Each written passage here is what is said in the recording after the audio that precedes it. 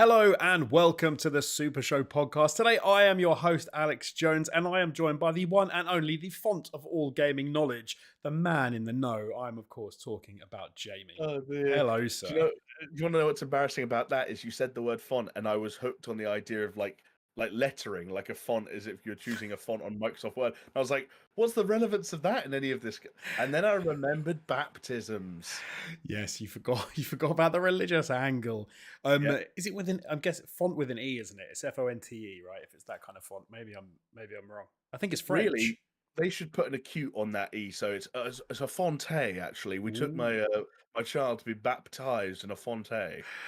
They should. That would make it much more classy. Yeah, I was going to say, I'm not going to say anything. I shouldn't say anything about religion. It's always a bad route to go down, isn't it? no, let's go fiery. No, I like. We're live. Let's make some mistakes, baby. Do you know, I always think, whenever I think religion, because you kind of think these days that sort of the Christians and the Catholics and all that, and I suppose the Catholics are the Christians, but the Christians in general, that they're people you can just insult, right?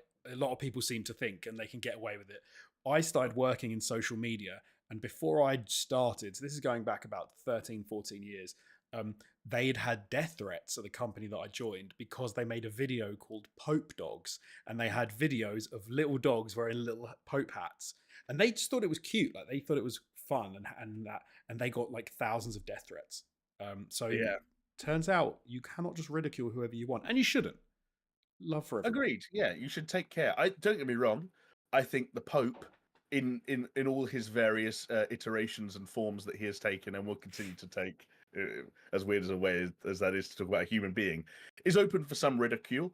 Like I think if you like try like move around in a weird glass box that's been converted into a car again, like you're open for a few jokes here and there. But I don't know. Maybe that's just me speaking as a non-religious type. Have you seen Spotlight? No, I'm joking. I'm not. We're just not going down that route. Let's uh, Yeah. let's Um, roll it back. We are a gaming podcast. If you couldn't figure that out, and this week is an extremely exciting one in the world of gaming because we have been rammed full of tasty morsels.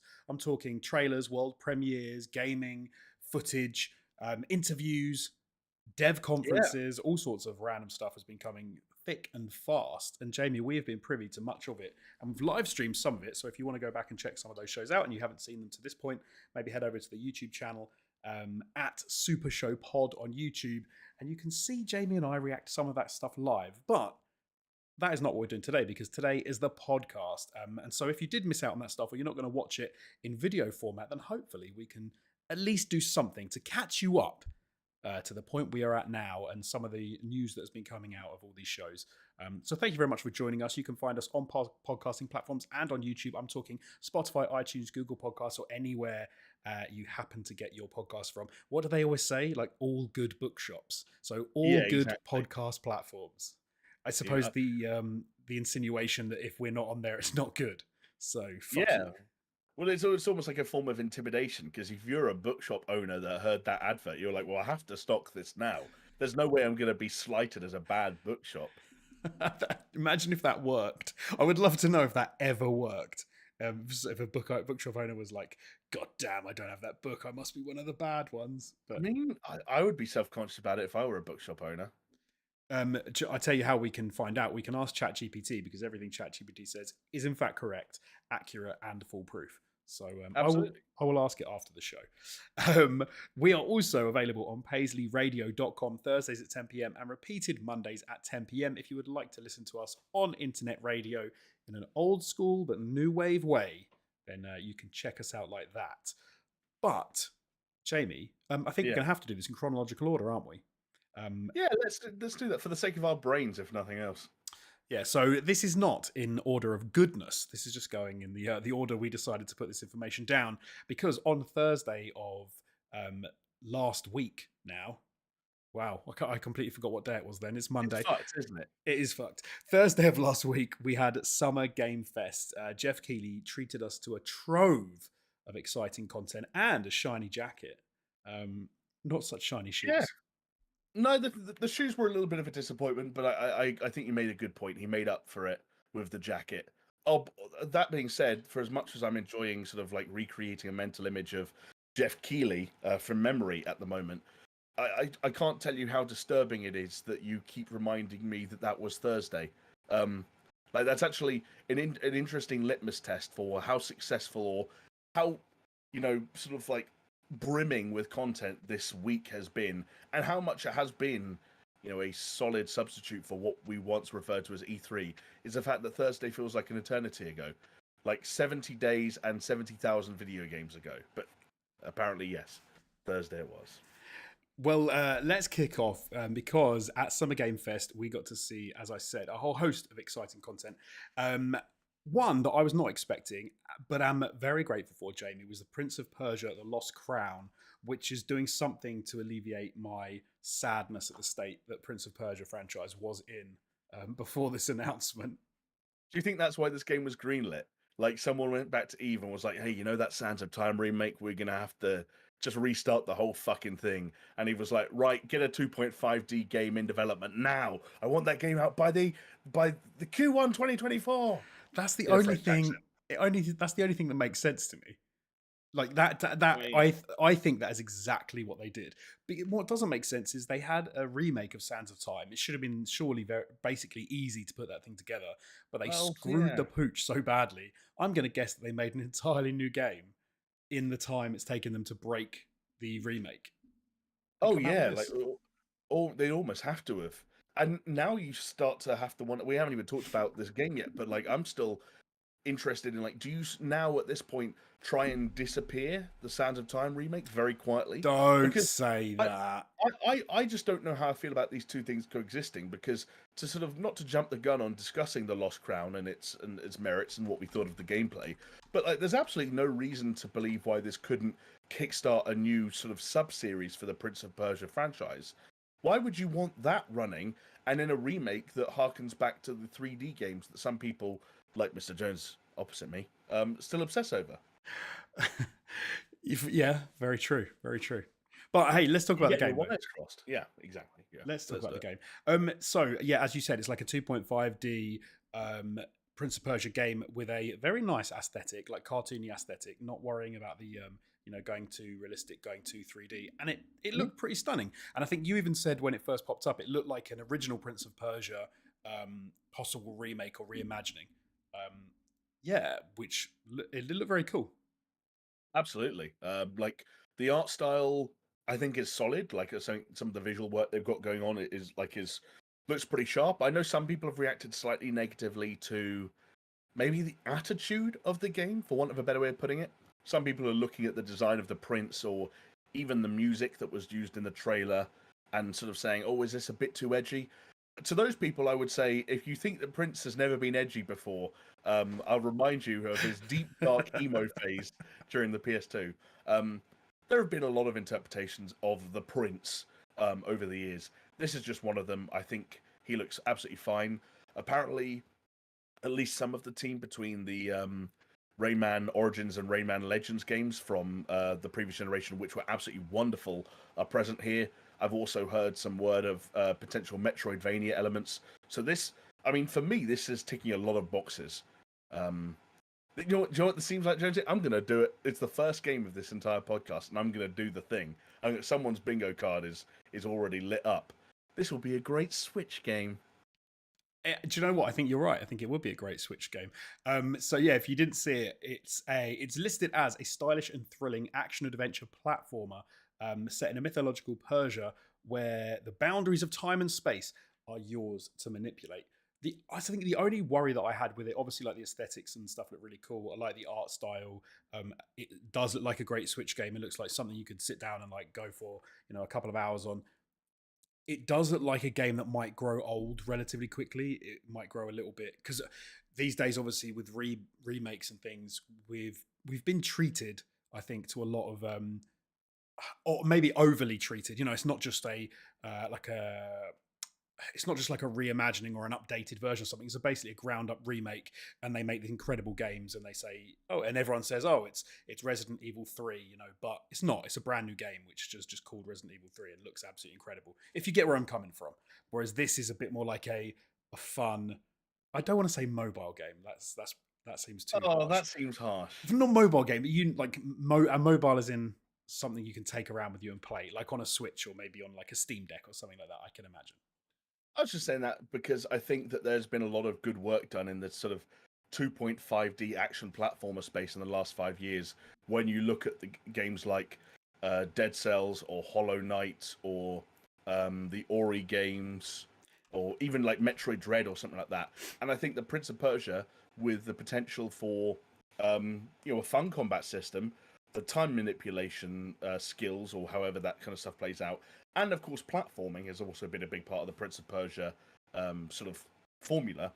I think that there are a lot of things it has going for it that it could potentially combine to make a very solid one of those, for want of a better way of putting it. And as I think some of the examples I just brought up are still, extremely revered and well thought of to this point. So I don't see any reason why Prince of Persia: The Lost Crown can't snuggle its way into that kind of conversation.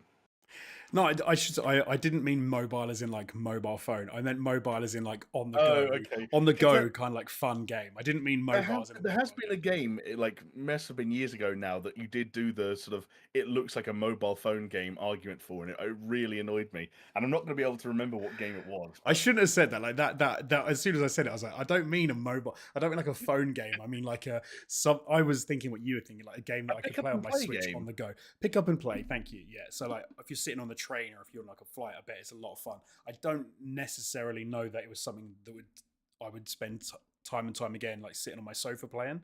When I've got a lot of other options, but no, it looked cool. But let me guess, if they used Godsmack music on the trailer, it would be day one. You're so predictable, Jones. Okay, I'm there, of course, of course. Yeah. Something else that Godsmack would work probably quite well in Mortal Kombat 1. Hell yeah, it would actually be a perfect fit. This looked cool, man. Like I know neither of us. Well, actually, I feel like you're more of a fighting game guy than me, especially going back historically. You've got some roots in, even Street Fighter land that I don't. So, I mean, what did you make of all of this? I used to be big into my fighting games back in the day. As you know, Mortal Kombat, the original Mortal Kombat on the SNES, you can never get better graphics than that because that is photorealistic. So they're photos. It's just like photos. Where else do you go?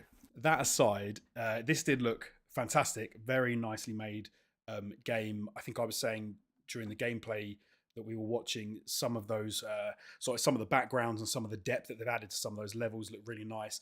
They've taken this right back. I think you were sort of saying to me about how so this is where I'm going to get this totally wrong now. Liu Kang has become the god of fire and he has created his own universe, and he's effectively like recruiting all the characters from Mortal Kombat, but now they're all kind of different. So for example, Sub-Zero and Scorpion seem to be best buds, which is quite surprising.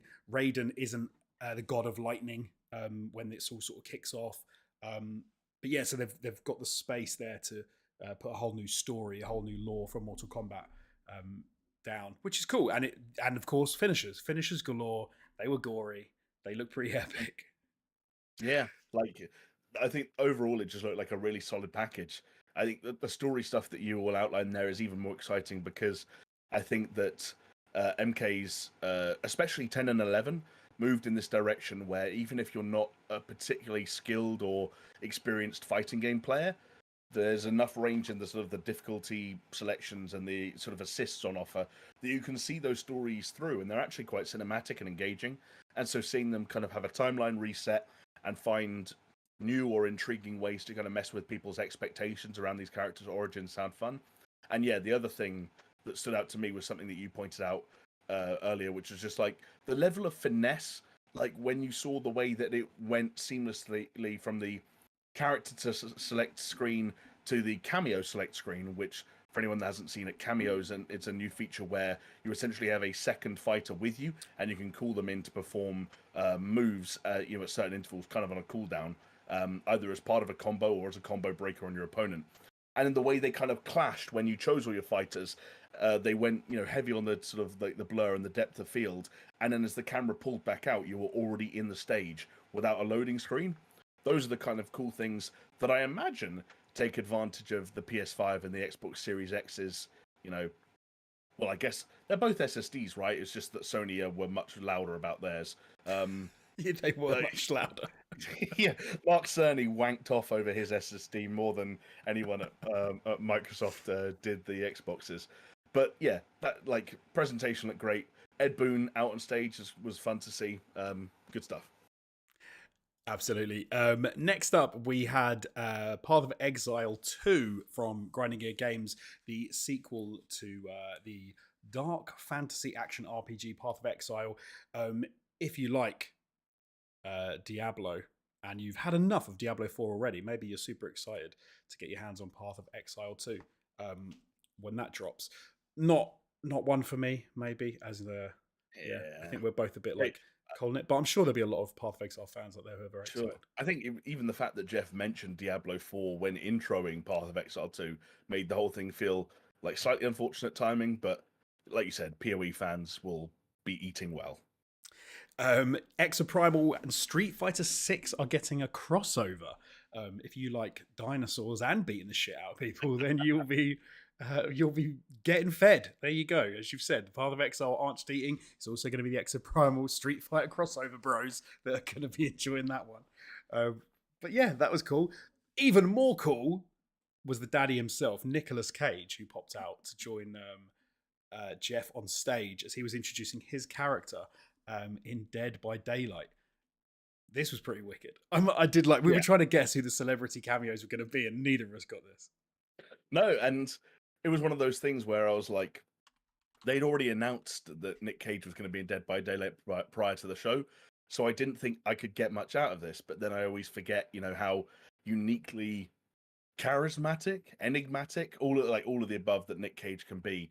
And it's funny, he talked a fair amount, but it was all weirdly engaging, and it was nice to see how he had a little spiel about how he wants every single part of his character to be him, down to every sigh or every single tiny gesture. He wanted that to be his voice and his performance. I think he said it was to like increase the connection between him and the player or something. I don't know. It's just always fun when a celebrity really gets into something.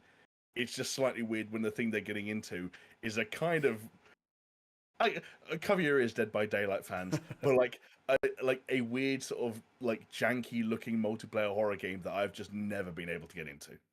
It was funny that you sort of get Nick Cage on stage, and he's he's like a very, not exciting was the wrong word, but he's like you said, he's charismatic, he's like big, and he's got a lot of sort of brimming with excitement.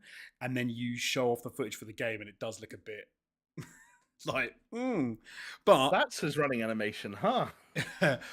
but yeah, some of the animations that we saw weren't were a little rough around the edges, to say the least.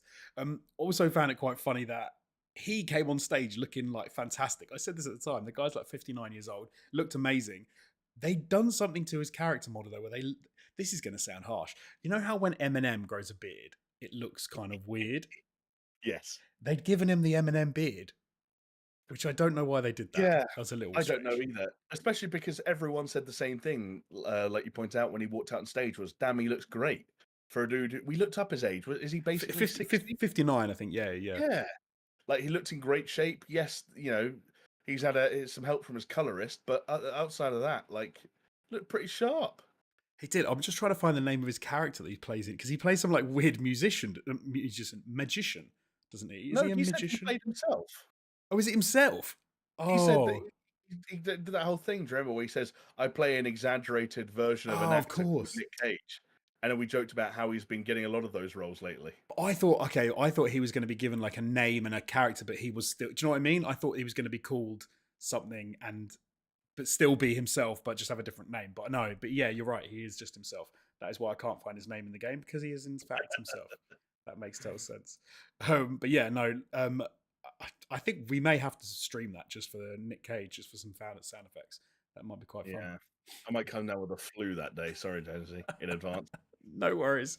I'll do it by myself, and I'll get Yes, cheeky solo stream. I'll live stream it and get people to tell me where to go and what to do and what janky animations they want to see. I would actually watch that.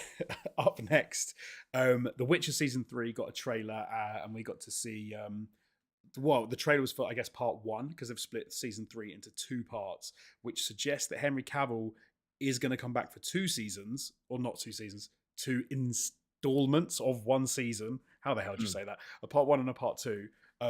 which I, as a fan of the series, am very happy about because like, the more Henry Cavill I can get, the happier I am.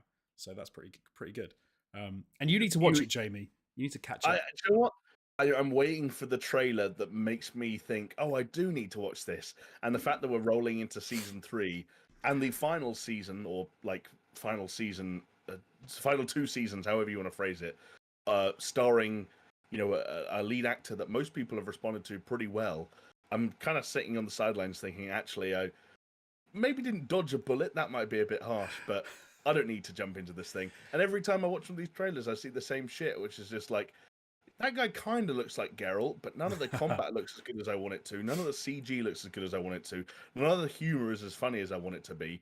Like, what am I going into this for? And I know it's got it. Yeah, like I've spoken to a lot of people who like that show, and they can't all be crazy. Some of them can be, some of them will be, but they can't all be crazy.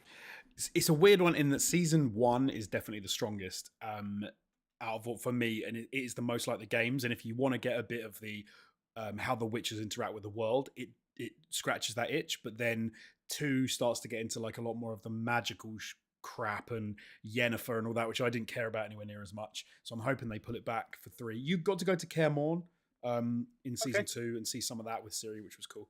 But yeah, Oh, no, looking forward to that. I've got it, Jonesy. I'm going to be the contrarian who starts watching when Liam Hemsworth takes over. That's what I'm going to do. Is it Hemsworth? Have they confirmed it's Liam Hemsworth? Yeah, it's the younger Hemsworth. I'm out. Season 3, part 1, part 2. I'm done. He's sexy. No, he's not. Come on. Not as sexy as his big brother, but If you had to line up Cavill, then the Hemsworth brothers, Liam's in the middle looking like a bit of a turnip in it.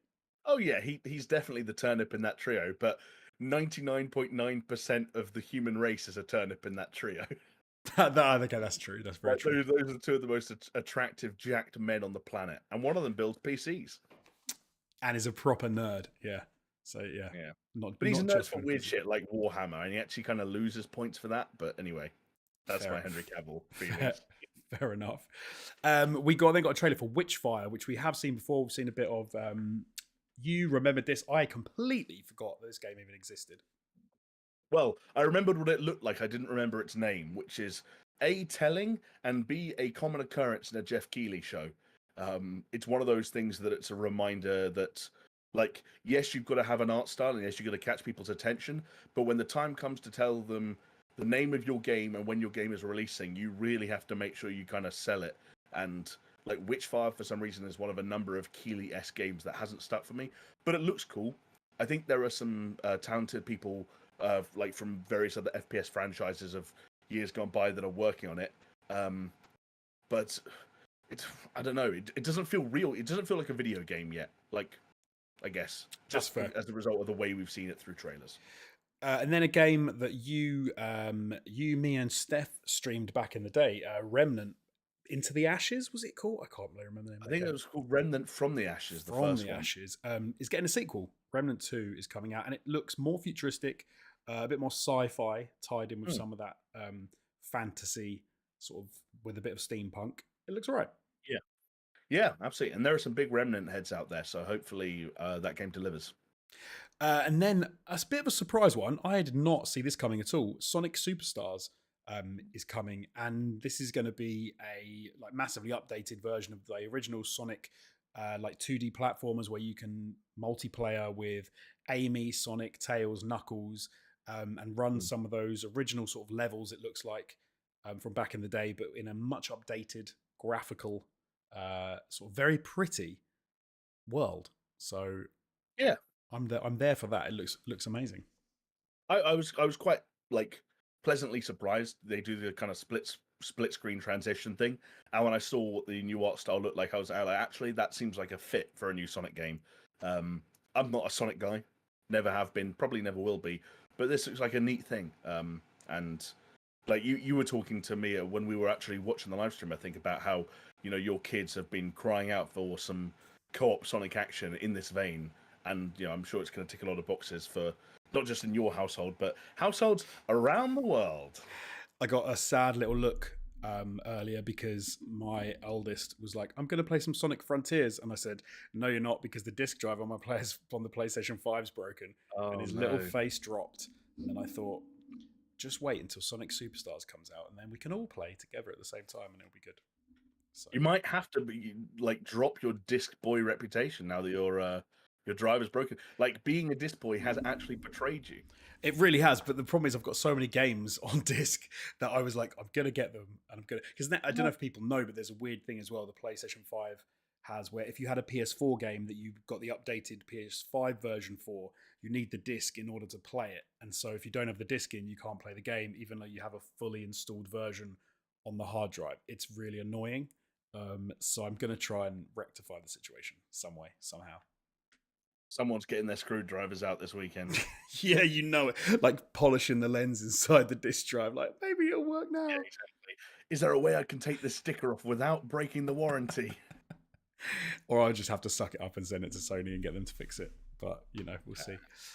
We got another trailer for Lies of P and a demo as well, which dropped. And I've already had the chance to play that I'll mention in our little catch up in a bit. Yeah, still looks cool.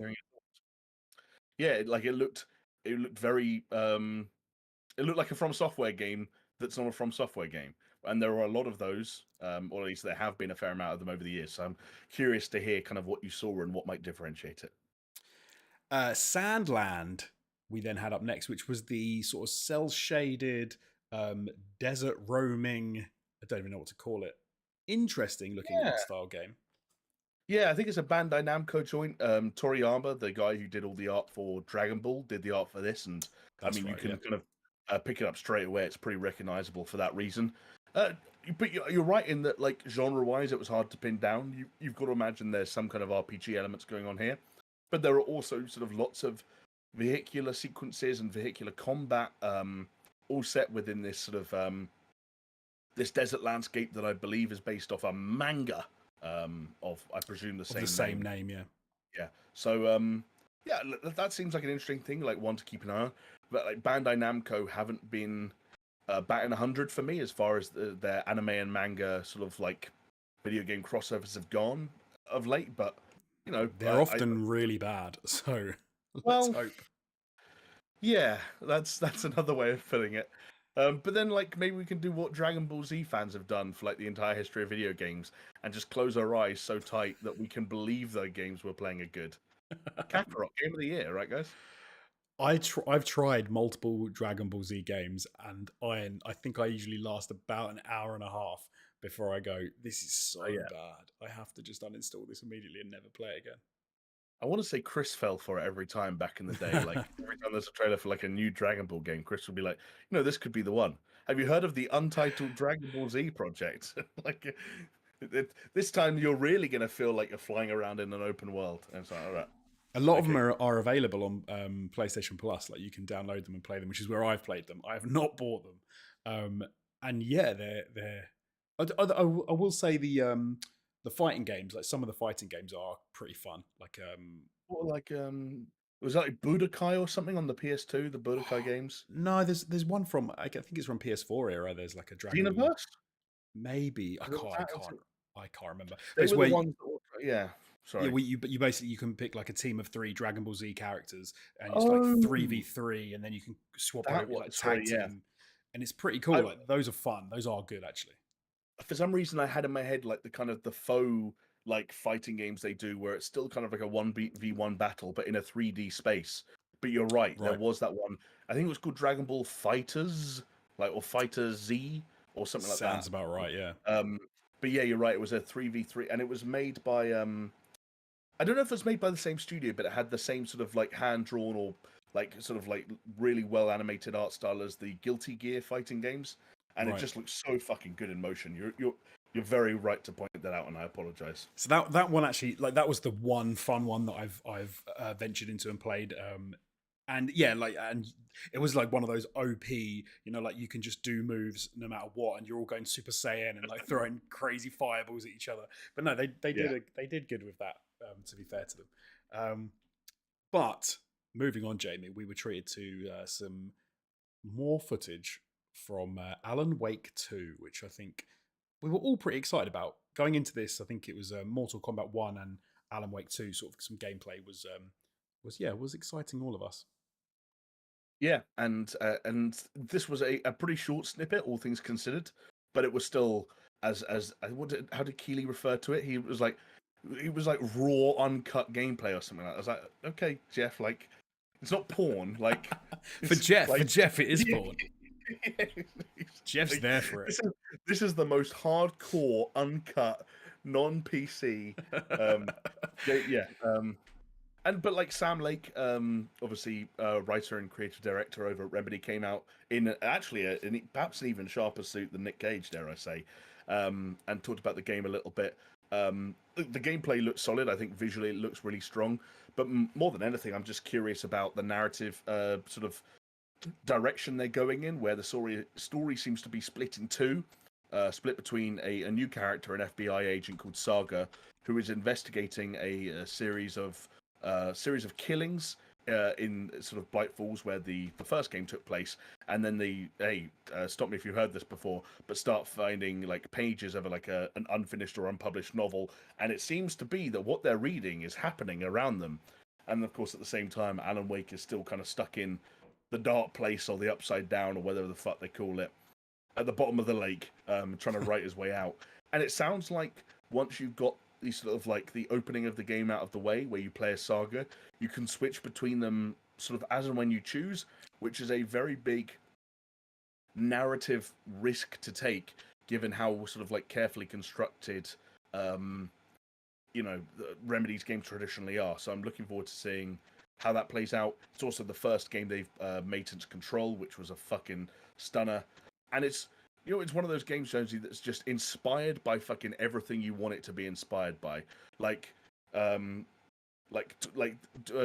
Wake and and certain elements of Control were already Lynchian as fuck. They were already like Twin Peaks through and through, and now they're referencing things like True Detective season 1 and 7 as sort of like the inclusion of this sort of slightly more detective procedural element. If ever there were speaking my language in terms of like references and inspirations, it doesn't get much like True Detective season 1 and Twin Peaks. That's about as close as you can get to a gold star.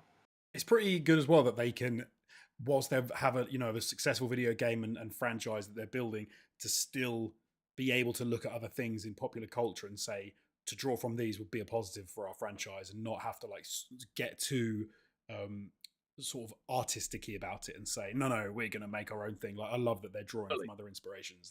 That's like, obviously they have in the past, but this is really good that they're keeping up with that. And the only thing I'm wondering as well is how you sort of factor in the switching between Alan and Saga, and whether or not, because if you could just do that whenever you want, do you reckon that will deplete from the horror side of it? Because if you can jump out of those, I've had enough of this, I'm going to hop out and be Saga for a while, or vice versa. It's a good question. Like, because they definitely sort of played up the horror elements present in Saga's story, perhaps more so than in Alan's. Or do you end up in an awkward situation where people get so scared by Saga and her story, they jump over to Alan, complete all of Alan, and now they're like halfway through a game, they can't bring themselves to finish. Yeah, that's interesting, because when you get to the point of like, the only game I've played sort of in recent memory that I can think is similar to this is GTA 5, where you can sort of hop between characters, and you've got story to pursue. So I was wondering, how do they effectively get to a point where you just can't do anything as a character, and you have to wait until the other character does a certain amount, which I guess is how they'll play it. But a very stunning visually, this game. I thought I really liked how that game looks. I really like how it looks chunky. It looks solid. Like some of the what we saw with Saga and the lighting effects and everything looked really good. So definitely one I'll be looking out for. Yeah. Another game I'm gonna have to play just because it looked friggin' wicked is Warhammer 40k Space Marine 2, which that looked awesome. If you wanted to like play a game where you're gonna get inundated with hordes of enemies, this looks like the game to play. Yeah, the number of enemies on screen was kind of nuts, and 3-player co-op confirmed. Well, I think that might have already been talked about before, but yeah, co-op in that game sounds mental.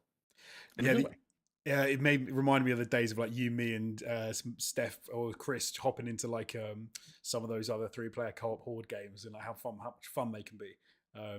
When you're just there, like going, they're coming up the side, they're coming over the top. Oh my god, I'm gonna die. Yeah. Oh, that was Aliens Fireteam Elite, was it called? Was very much like that. Yeah. Yeah, and this just looks like that cranked up to 11. It just looks, over the top, which should be a lot of fun in that, especially Totally. in that world. Another one that looks like a lot of fun: John Carpenter's Toxic Commando. Yeah. Bit of a weird one. Didn't expect this, but looks interesting. John Carpenter's name attached, which can't be bad.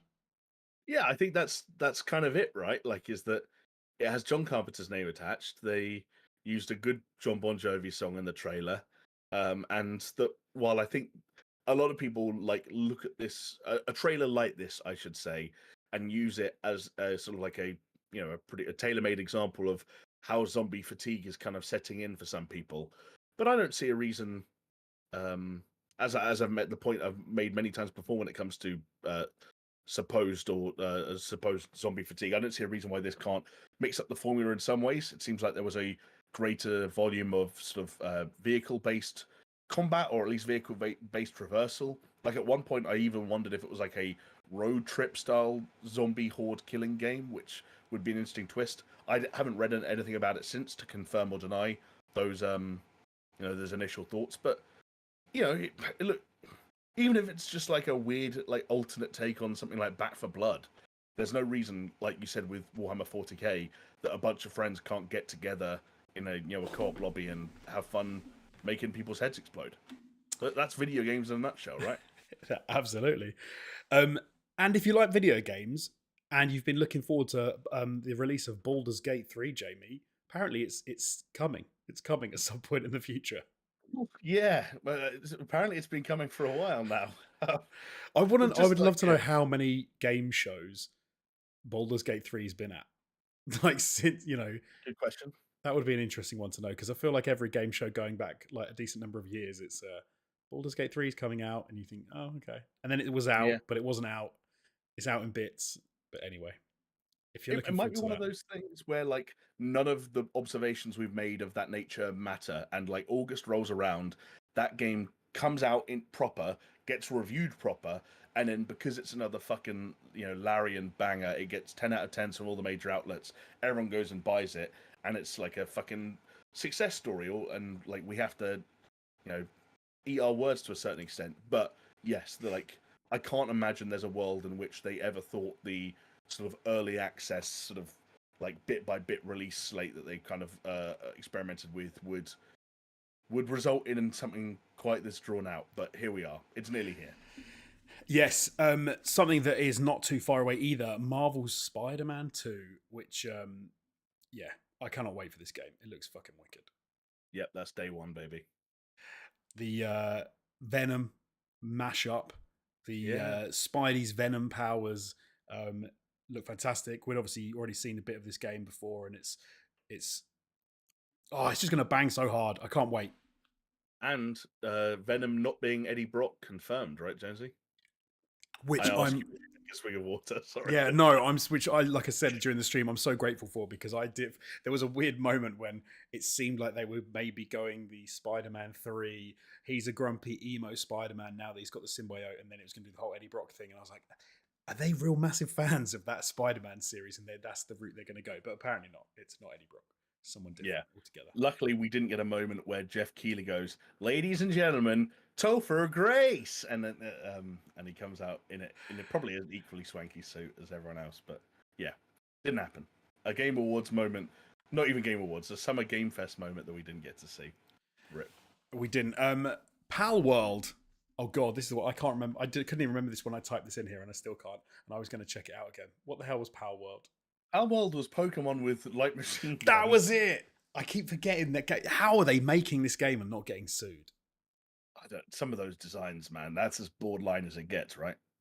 I genuinely thought I could guess the Pokemon that they were trying to be. Like, it was that close.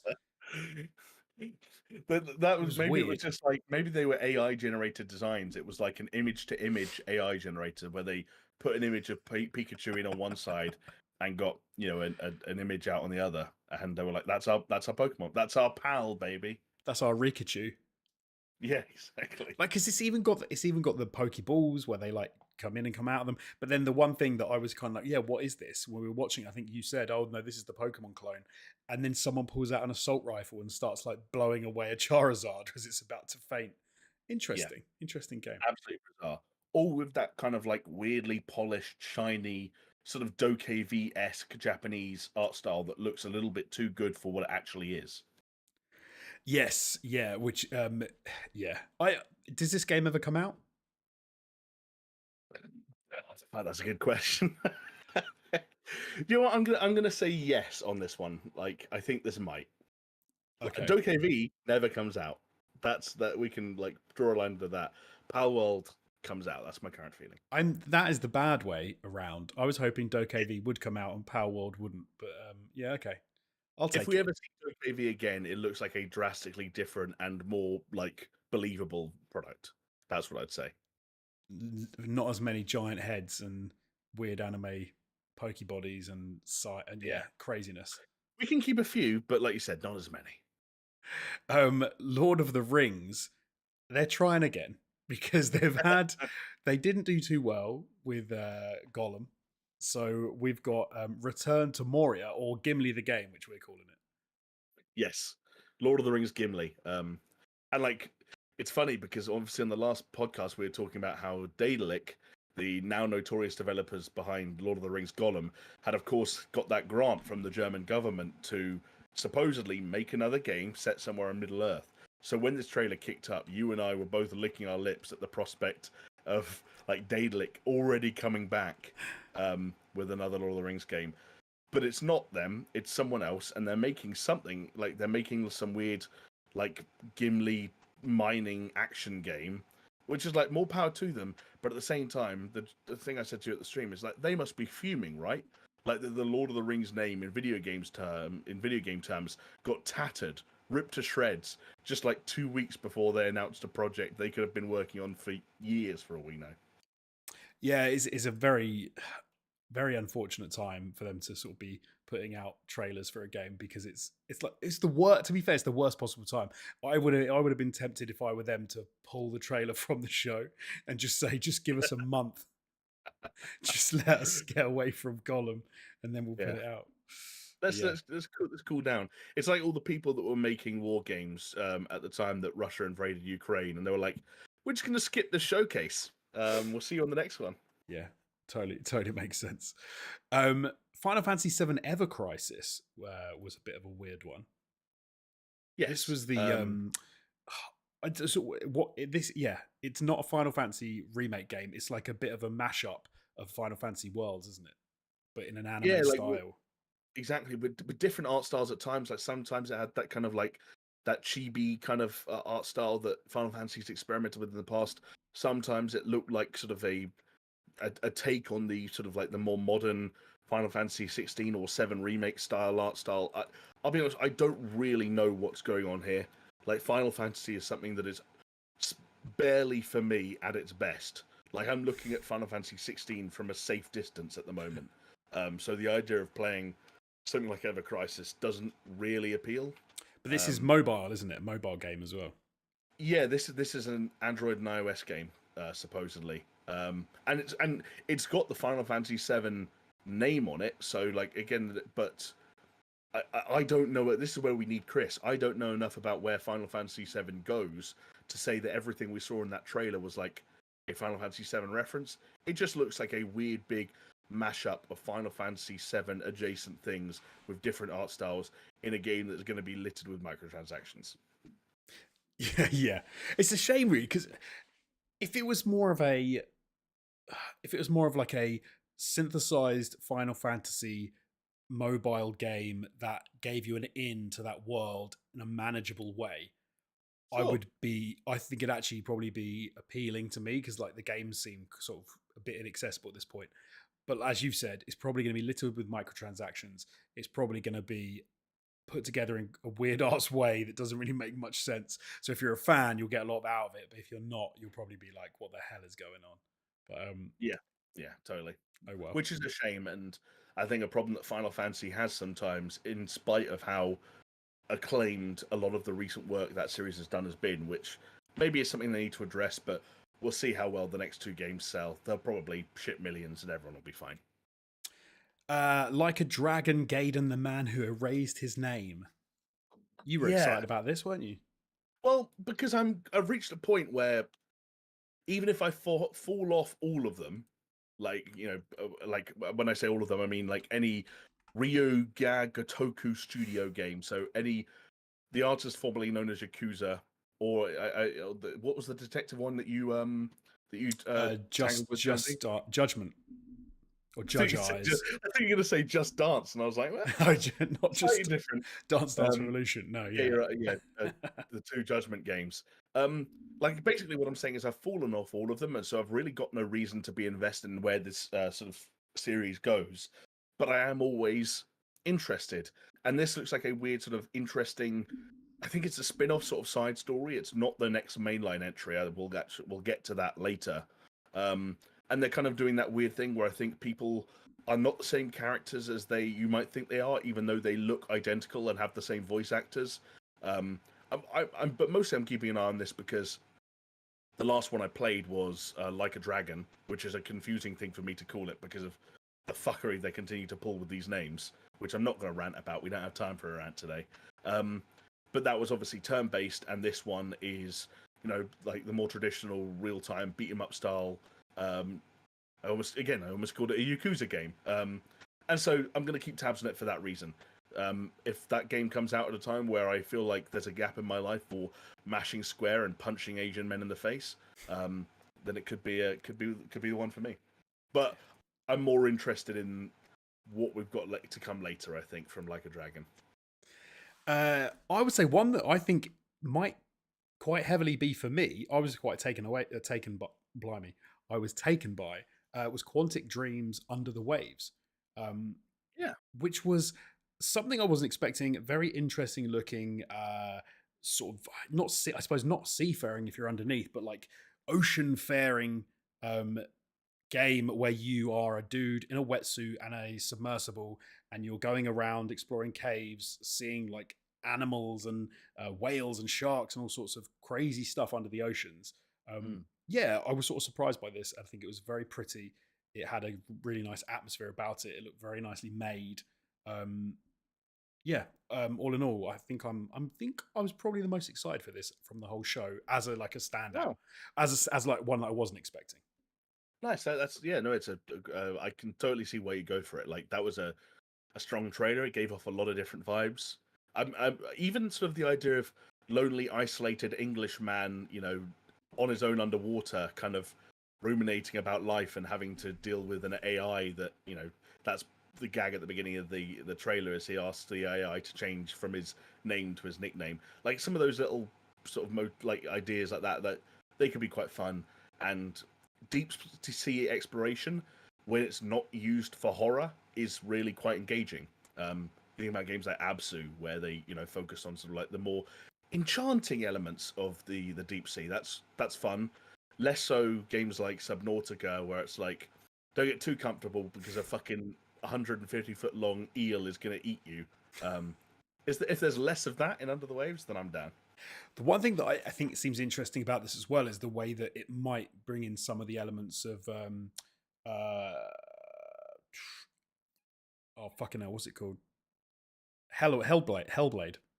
Like the mind bending, like the fact you're alone with your own thoughts, and the fact that this guy paranoia. Exactly right. And some of the Hellblade 1 anyway with it. I'm not as much. I don't know about Hellblade 2 how much they're going to do of that, but the way that you get like the whisper in your ear that sort of quite unsettling, and maybe the horror or the scariness or the isolation leads to some sort of those sort of strange situations where it's you're maybe as a player you're freaking yourself out because you're like, maybe I shouldn't go in the dark scary cave. But it looked fantastic. It looked really interesting. For sure. Call of Duty Modern Warfare 2 and Warzone are getting season 4. But Jamie, yeah, we wanted to touch on this for another reason, because so far so Call of Duty with another season. Yeah. One thing you spotted in the trailer was Tim the Tap Man, his skin, which if you'd have watched that trailer and you were quite sort of into the idea of getting that for yourself, you wouldn't be able to get it anymore because it has subsequently been removed from the store.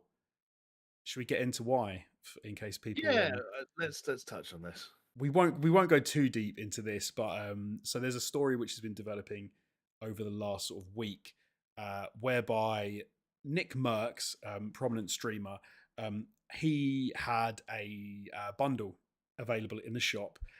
He tweeted out sort of his thoughts and feelings around some protests between pro and anti-LGBT protesters in America, where I think it was a guy who's a esports commentator sort of said what a sad state of affairs it is for America to be, fighting against each other like this. And he replied, tweeting out, "They should leave little children alone. That's the real issue."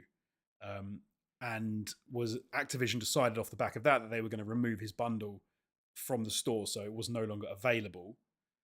Following on from that, Dr. Disrespect himself, the big man, on stream decided that he was going to uninstall Warzone. Although, knowing him, it's not on stream. It would have been calculated very carefully, like hours beforehand, and then blah blah blah. Whole thing goes through so he can like maximum disruption. Yeah. I think at the same time he was slagging off Warzone in general whilst he was doing it. He was saying it was like the worst era for the game and stuff. So I'm guessing it was no big thing for him. Doesn't sound like he feels like he's missing out on much. Absolutely. So yeah, he's uninstalled the game and said that he won't be reinstalling it until Nick Merckx' skin has been reinstated. And then Tim the Tatman, as we said, whose skin was in the trailer itself, then said that he didn't feel that he should have his skin in the game, which is it's so weird to say that because obviously, like the saying, "I've got skin in the game." He's no longer got skin, and he's no longer got skin in the game because he tweeted at Activision. I've got his tweet here, and he said that he and Nick Merckx have been friends for years. We went into getting our COD operators together. It feels wrong for me to have mine and him no longer to have his. In support of my friend, please remove the Tim the Tatman bundle, which they have subsequently removed. So that is not available either. Yes, these were in fact the first two creators, influencers, whatever you want to call them, that Activision partnered with to give operator bundles in Call of Duty Modern Warfare / Warzone. And I won't be surprised if the lesson learned from this is that they become the last two streamers to get operator bundles in the store. Yes. We were talking about this a little bit beforehand because it is a bit of a weird story. It's a bit of a surprising one, but it is one of those things that companies are always going to have problems with when they try and sort of get together with streamers and things. And you can't then, I suppose, anticipate anything they're going to say in future. And likewise, you shouldn't be able to say to them, "Oh, you can't say. You have to say everything we want you to say going forward." Like they're independent contractors, I suppose, is how you have to look at them. They don't work for you. They're not part of your company. Yeah. So it can get very complicated, I imagine. And so I don't think I actually said, so the original disagreement between this whole thing happened because it is Pride Month at the moment, and a school in California was voting on whether to sort of say it was Pride Month at their school. And so that's sort of like prompted the two different sides of protesters to come together and have a ruck outside of school, which seems bizarre, but there you go. Yeah. And it'd be easy to brush this off and kind of say like it's a mountain out of a molehill situation. I think there's a bit of that, but it's one of those things where I can run in either direction and see how both sides arrive at their conclusions. For what it's worth, I think a lot of things about Nick Merckx, having watched a lot of his content over the last 3 years or so. I kind of discovered him during lockdown when he was popping off on Warzone. I think that he's a bit of a dipshit at times. I think that he is a meathead, and I have I have disagreed with him a number of different times on like his political views in some cases, or his stance on vaccinations, for example. And in some respects, as a proud resident of Florida, it doesn't surprise me that his take when he sees stuff like this is, I want to reserve the right to parent my kids. I'm a father now. I want to be a hands-on father. I want to teach my kids the way I learned things. I want to handle things. I don't want schools pushing agendas on my kids. And I can see why in his little bubble he probably thought it was maybe if not a safe thing to say that, then I think, like we were discussing before we sort of went live, then it wouldn't cause this much hubbub. The problem is it's so easy to look at that and say, well, actually, sort of wanting to sort of shelter, or again, and I'm not saying this is what Nick Merckx wants to do, but it could be perceived as wanting to shelter your kid from like education around that community, or being made more aware of, or even in some ways starting to become from a very young age more tolerant of a community that relatively faces discrimination, to actively want to try and take them away from something that could result in positive outcomes like that. It's kind of could be construed as something negative. Some people have gone so far as to construe it as anti-LGBTQ plus. Some people are calling Nick Merckx a homophobe. For the record, I don't think Nick Merckx is homophobic, based on the hundreds of hours I've watched him stream and create content, in most cases live, over the years. But then you also just get into weird dicey territory, don't you, where like this is getting really close to that thing of like, you know, that kind of meme about how there are some there are some right-leaning people out in certain parts of the world that almost like act as though being gay is something that can be like force-fed or taught to children, and Oh, right, like you can catch it. yeah, or and Yeah. the LGBTQ community has some agenda to kind of like, you know, not just like spread awareness of their message or the discrimination they face as a community, but like try and convert kids, or make them, or like your kids are more likely to be gay by being exposed to this shit. And like, is he sort of feeding into some of the hysteria that community already has to push back against by saying, actually, I'm a white straight man who supports Trump and doesn't believe in vaccinations, and I should be the one to teach my kids how to be accepting of the LGBTQ community. And most people sit back and go, yeah, sure, you're going to teach them that. They're going to grow up thinking exactly the same way you do, which is exactly the same way your dad did, which is exactly the same way his dad did, which is why, you know, some people would argue is why we've got some of the problems we have. I find this a bit weird though, because in some sense, if you are Activision and he tweets this out and you remove his bundle, isn't that therefore effectively Activision saying anybody else that they put in their games, actors, like, you know, voice actors, people with skins, whatever, endorsing all of their political positions? Because if you're saying we remove things of people who we don't agree with, then you're kind of saying anyone in our games we do agree with. In which case, you get into very dicey territory as a game developer, or as someone who's including things in games, because you're constantly going to be chasing, you know, what have they said here, what have they tweeted there. In some sense, I'm almost to the point where I'm like, I think maybe you just have to put that stuff up and then leave it and go. Maybe. We do not. What's the thing people always used to say? This is not the manager, or this shouldn't be construed as the management endorsing like blah blah blah opinions. It's like a separation of our beliefs and their beliefs kind of thing. Sure. But I think that Activision would argue that like that they wouldn't construe that or like assess like what Nick Merckx shared as political views. Like if Nick Merckx said, I really want Trump to run and win the next election, they like Call of Duty wouldn't do shit. But as soon as you get into the territory where what like the message you're sharing is perceived as homophobic or anti-LGBTQ plus, that's where they step in and say, it's kind of like where people are very happy nowadays to say, hey, fuck Nazis. Fuck you if you're a Nazi. Nazis don't have like. There's absolutely nothing controversial about me saying fuck Nazis. I also think when people say that, I'm like, where are the like? I don't see that many Nazis kicking it around. I don't go online enough. Maybe I need to. Yeah, I'm in the same boat. Like I don't run into many. But they're out. I'm sure they're out there. There must be. There must be some. There must be hiding online in different places. They wouldn't say that as like, oh, this is us forcing all the, you know, content creators we collaborate with to have the same political views as us. This is us saying we're not going to platform homophobes, which is because that's how they've interpreted the message. No, I agree with you, but I still think that gets to. I still think you get to an interesting point where you're effectively still trying to police, because there's a lot of people saying a lot of stuff online a lot of the time, and I do think you get to an interesting point where effectively policing homophobia is justified. No, no, agreed. But if you're then, especially with the gaming community, if you're trying to police like what all these streamers are saying all of the time, I think you're going to effectively lose a lot of like we don't really need to go through some of the biggest streamers out there and talk about the things they've said in the past that would mean that they would No. probably should get deplatformed from Oh, any of these so sorts of things.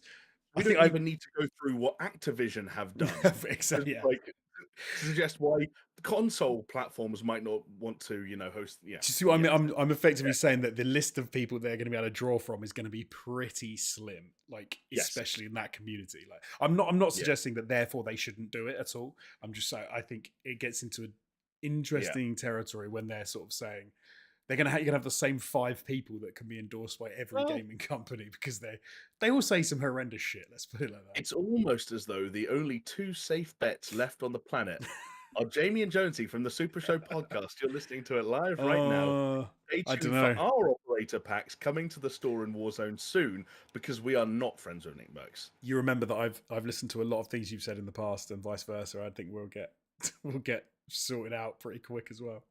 I think that I have shown a lot of bravery in the way that I've handled the move from edited content to live stream content.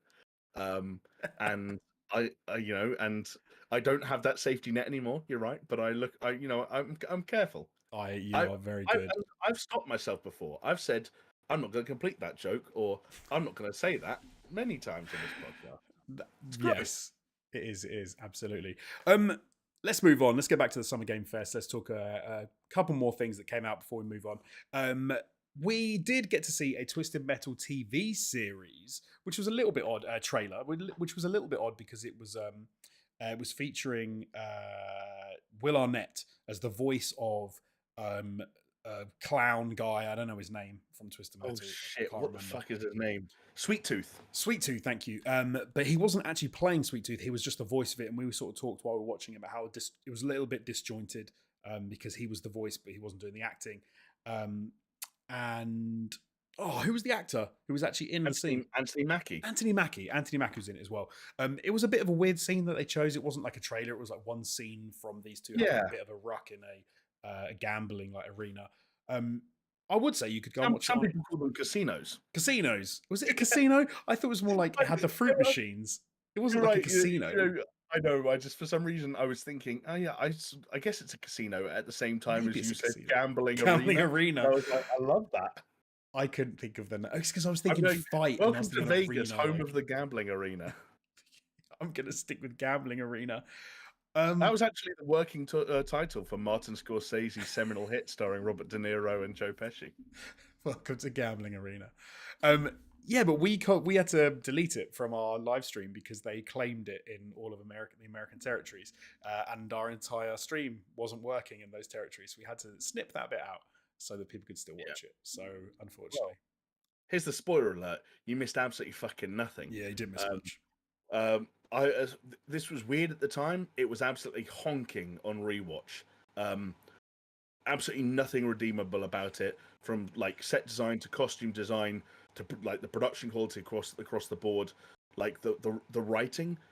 Like Anthony Mackie and Will Arnett could put a scene together, even if like it's Will Arnett's disembodied voice. And there's absolutely nothing likable about this. And perhaps the weirdest part of all is that we have now like seen a fair chunk, and even there were some subsequent I almost called them screenshots, I guess, photos from this Twisted Metal TV show, and like no one's driven a car yet, Jonesy. Twisted Metal, and there's no cars. There's just gaming. There's just gambling arenas. Just gambling arenas and jokes about the thong song. That was not funny. Like, what was going on with that as well? That was really bizarre. Like, I sometimes wonder how we are not employed as writers at like a macro level when you can be employed to write the Twisted Metal TV show and said, yeah, I was thinking in this gap here we could do a whole bit where Sweet Tooth sings the thong song in a weird voice and kind of like gyrates while he's doing it, and then Anthony Mackie has to join in to befriend him.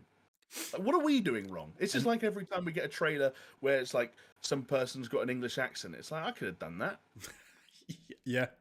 One day, mate. One day we'll get employed to do video game voiceovers. Well, if I'm not Fable, the ship's probably gone. Fine, but if I'm not an NPC in The Witcher 4 or whatever the fuck they call it, even if just like one of those people who says, "What is he doing?" as Geralt goes past, like I'm giving up all hope. That is fair. Fortnite Chapter 4, Season 3, Wilds is coming to Fortnite, where the ground has opened up and split apart, and there are some interesting goings on, like a miniature Optimus Prime that you can now get and play as in Fortnite.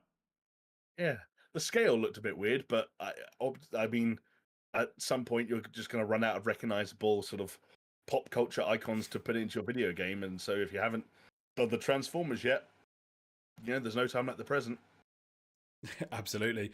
And to finish off, Jamie, Summer Game Fest, there was one epically, massively over the top, exciting reveal that Jeff was so keen to show us all and was so happy to be able to bring to us. And it was, of course, Final Fantasy VII Rebirth. Yes. You've got the main sort of talking point for me almost out of the way immediately, which is, let's be real, Jeff did hype this up too much. This is cool, but this is something we know about. This is something that had already been revealed, that had already had a trailer. This is I would call it the middle chapter of a trilogy, if it's still even planned to be a trilogy. I haven't really been keeping up on that, but it's a sequel to a game that didn't feel like it came out that long ago, that looks quite a lot like that game, that is already a remake based on a very familiar game. Like, as cool as this looked and as exciting as it's going to be, and as excited I am by the prospect of them moving further through their sort of retelling and reimagining of Final Fantasy VII, I think Jeff just sort of slightly overdid it in a way that kind of was a bit of a bummer when you're watching it live. But it is what it is. They needed to show this game again soon. I'm glad it's happening. The scale sounds and looks bonkers. Someone's already noticed that there's a screenshot where you can kind of look at the compass at the top, and something seems to be 11,000 meters away from where the player currently is. Which is just... That's only 11 kilometers. Well, on Chocobo, that might go quickly. If you decide that Cloud needs to walk it for whatever reason, I don't know. Like, they're 2 kind hours? of dicing. 3 hours That's a long to time walk to it? walk in a video game. That's quite a long time. All I'll say is that I haven't played the original Final Fantasy VII, but from what I understand, they are now entering a sort of like entering into the post Midgar chapter of the game, which means lots of broad open spaces and lots of exploration. And I hope that they do some of those ideas and do that justice, because it's not to say that the first game was claustrophobic, but it was fairly linear at times in a way that I'm looking to see them experiment with. Yeah, it did. Hey, it looked really good, as we thought it would. We were both, I think, we were both hoping for maybe something else as a thing to finish the show off, something a little bit more exciting. As we said at the time, this was something is coming, and so it's always a little bit less exciting when you get to see something is coming. And it would have been nice to see something big, not big, but bigger or more extravagant to finish out a whole show. But no, it was cool, and it was a good get for Jeff Keighley, I guess. So Agreed. Yeah, that's I think we always have to remind ourselves with Jeff is that he has a very unenviable task at times like these. Sony did their own show, Microsoft did their own show, Capcom, Ubisoft, Devolver. Like, there were lots of publishers, big and small, doing their own shows, and Jeff has to not pick up the scraps. That's maybe a bit harsh, but he has to make some phone calls, and he has to try and get things that are, in some cases, probably quite tough to get, and he might have to fight other people off. And he also has to do it again in August, and he has to do it again in December. So Jeff always has an uphill task when it comes to putting together a show like this. But I'm glad he does it, and I think more credit to him.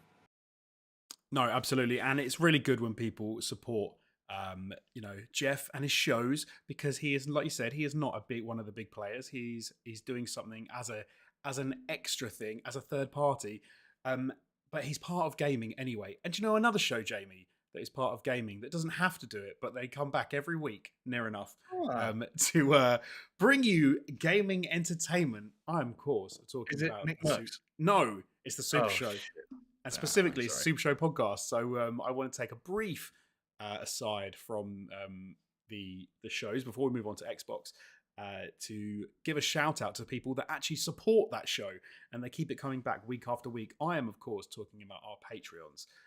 They go over to patreon.com/supershow and support us and keep us coming back week upon week. And we are so grateful to them. because they keep the lights on. They keep Jamie and I being able to do this.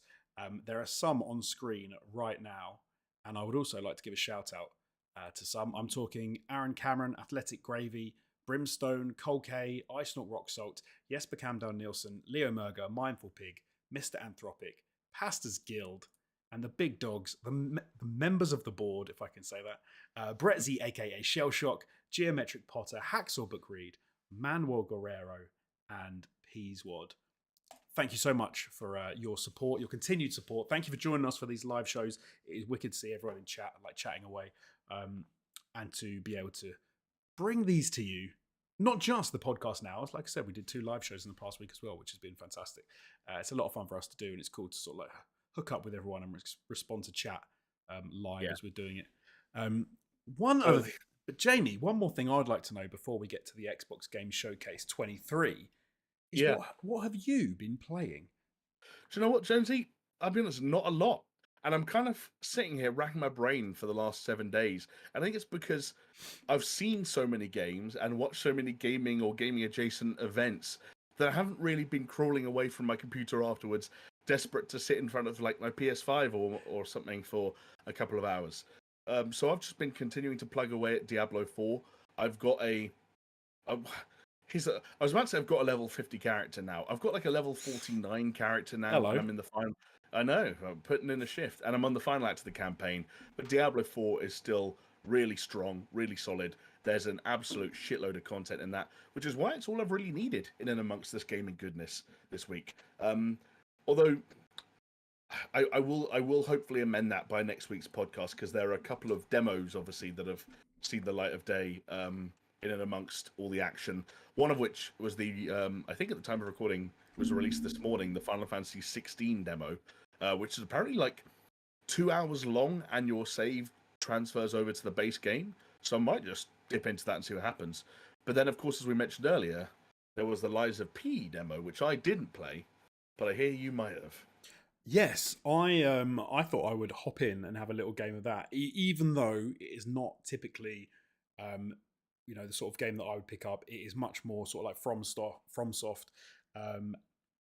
Which I have delved into a couple of times, but I thought I would give this a go because I quite like the aesthetic. I like the idea that it's a bit of a weird, like Pinocchio, sort of strange retelling. And the demo's been fun. It's dark. It's atmospheric. It's got some not Geppetto. What's the little cricket thing called? Jiminy. Jiminy Cricket is like a weird little like AI cyborgy thing, like just like strange voice talking to you. There's an interesting mechanic whereby your sword becomes dull as you use it, and you need to use a grinding gear on your own arm to like resharpen your sword, which is a nice little touch. It is very forgiving at sort of the early stages of the demo where I am. Sort of the enemies that you encounter offer no sort of like difficulty whatsoever, really. You can just like go through them, but then you do encounter sort of a few bosses or sort of slightly more powerful enemies, which then it starts to feel more FromSoft, and you've got to sort of like judge your rolls, judge your dodges, try and sort of stagger them and take them out. But the fact that I've stuck with it is probably sort of testament to the fact that it feels a little easier. Maybe it's because of the demo. Maybe they've put it on like a particular sort of mode, or they've weighted everything so it doesn't feel too difficult to sort of like get stuck into. But I encountered my first sort of like big boss and got summarily, I don't know what you do to a puppet, dismantled, and got sent all the way back to a point where I found a stargazer, which is sort of like a bonfire, if you like, in what is that game that I've been playing? Elden Ring. That's the one. It's not even bonfires. What do they have in that? It's like, I forget what they call them in Elden Ring. Bonfires were like the old school like Dark Souls thing. Yeah, what do they have in Elden? It's like a spectral. I can't even bloody remember. Site of Grace. Site of Grace. Thank you. Yeah, so they have you touch the Site of Grace. Yeah, and so as you imagine, Lies of P is very much the same. You touch a stargazer, and you can use your I can't remember what they call it. Use your gemstones, whatever the hell they call it in this game, to put it to up your stats, make yourself better, and then I've lost all my stuff because this boss killed me, so I have to go and get them back, and then I can come and blah I blah mean, blah. Ever so that sounds like one of those from games. soft. It sounds like one of those games, but the aesthetic is nice. The puppet angle is interesting. The automaton like attacking you is cool. Yeah, The world is well designed. Yeah, I think and it's I'll. Game Pass, right? I have no idea. It very well I think may be Game I Pass. think it's a day one Game Pass joint, which means A, you can play it on PC, and B, because you're playing on PC, you can use cheats and trainers if you're finding it too hard. Yeah, I don't. If on Game Pass, I will play it. I apologize for the technical hiccup. Then I just asked up our stream a little bit, but it's come back. Don't worry. Yeah, no, I'll play it on Game Pass. I don't think I will. I don't think I would pick it up necessarily from the 45 minutes maybe I played the demo for. Yeah. Just because I'm like, oh, it's one of those games. I know how bad I am at them. I don't think I'll stick with it long enough to make it. It's just sort of like, but hey, I could see why some people would really like it. A few people have mentioned that it's quite Bloodborne-esque, which was a game that I really wanted to get into because of how cool I thought that looked. But again, like, just found it rough. But like I said, this was more. I find this much more forgiving than I found Bloodborne at the beginning. So maybe there's Okay. something to be said for it.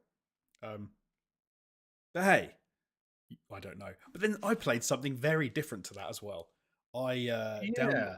I got a trial, as you can get on PlayStation now, an hour's trial for De-Exit Eternal Matters, which is a. I have to remind myself what this even is. I'll be honest, Jonesy. So, okay, I hadn't even seen anything for this until I was sort of just like going through the store and just seeing what was available on trial. And it looked a bit weird. It looked a bit Minecraft Dungeons. And I thought, let me just hop in and have a little look. And it's actually quite a cute little atmospheric, like, I guess it's like platformy puzzle solver where you've got like a torch and you're sort of revealing enemies to try and sneak through environments without getting taken out. It's got a very sort of like cutesy, almost like I said, Minecraft dungeonsy feel to it. Um, Hmm. but hey, I played it. I played it for an hour. I burnt through that time pretty quickly. Just as I got to a hub world area where I was going to have to go and make my own artifact so that I could light the way to to solve puzzles and keep away from. I think they called them the hidden, these sort of like monster things that you can't see that are invisible. Nice. No, And seems did you seems feel fun. implored to put up the money to continue your journey? For £10, I am actually very tempted. Okay. It was a nice little sort of. It's the sort of game that I think you can hop into and spend a bit of time with, sort of solving those puzzles and getting through some of those stealth sections, and just enjoy it for what it is, and not worry about not worry too much about it. Maybe when you've got a spare 20 minutes, half an hour, it seemed quite cool. Um, so Yeah. I was into it, and like I said, Nice. I think it was on sale, so it's at the moment I think it's about £10 to pick up. So decent. Yeah. Yeah, it's not one that I'd heard of, but looks like it's been fairly well received. Like feedback on Steam seems pretty like fairly positive. I did have a bug in the Mostly demo, positive. mostly positive. I did have a bug in the demo, which kind of made me go, well, I don't know if that'll be good if I carry on playing, if it gets that sort of bug. It froze and I had to restart the whole game. But, That's always a bummer. And then you've got that horrible heart and mouth moment. How much progress have I lost? Because that will be the determining factor of whether or not I continue playing this video game. oh, so at least it's one of those where you don't lose anything. You almost There you come go. back Okay, that exactly helps. where you were, so it doesn't. Yeah, that sort of stuff doesn't matter. Diablo's like that, where like the servers will fuck up, and you're like, Jesus Christ. But then you jump back in, and you're like, this is literally to like feels like the position I was in to the millimeter. Well, that's good at least. That's nice. Okay, let's move on because we are rattling through the time and we are rattling through this podcast. Let's touch on the Xbox Game Showcase 2023, which, Jamie, we streamed this only yesterday, so it wasn't that long ago at all. It feels like a week ago, but yeah, you're right. First up for Xbox was Fable, which I must admit I should have rewatched the trailer. I said I was going to, and then I didn't. We had a bit of a cock up when it came to the streaming of this, and I was running a bit late, and so I didn't really take in the trailer for this. Fable, what did you think? Yeah, like so I've rewatched the trailer I think 2 or 3 times now, just because I don't know. I'm fascinated by the prospect of this Fable game. Like I think the idea of just about any studio, let alone Playground, sort of taking the Fable reins, so to speak, and putting a new spin on what is, like could be perceived as a fairly open-ended franchise, bar a few pretty familiar hallmarks. I think that's like just a really curious prospect, and I think that what Playground are hinting at the moment is the way I'd phrase it, because I personally don't think we're that far along in development. Seems promising. Like, I think, let's straight to the point. It's the first thing you hear, and then the first thing you see. I think the casting of Richard Ayoade as in like this comedic role as, was he like Dave the vegetable enthusiast? Like, that's sort of immediately pitch perfect as far as Fable's uniquely off the wall British style of comedy goes.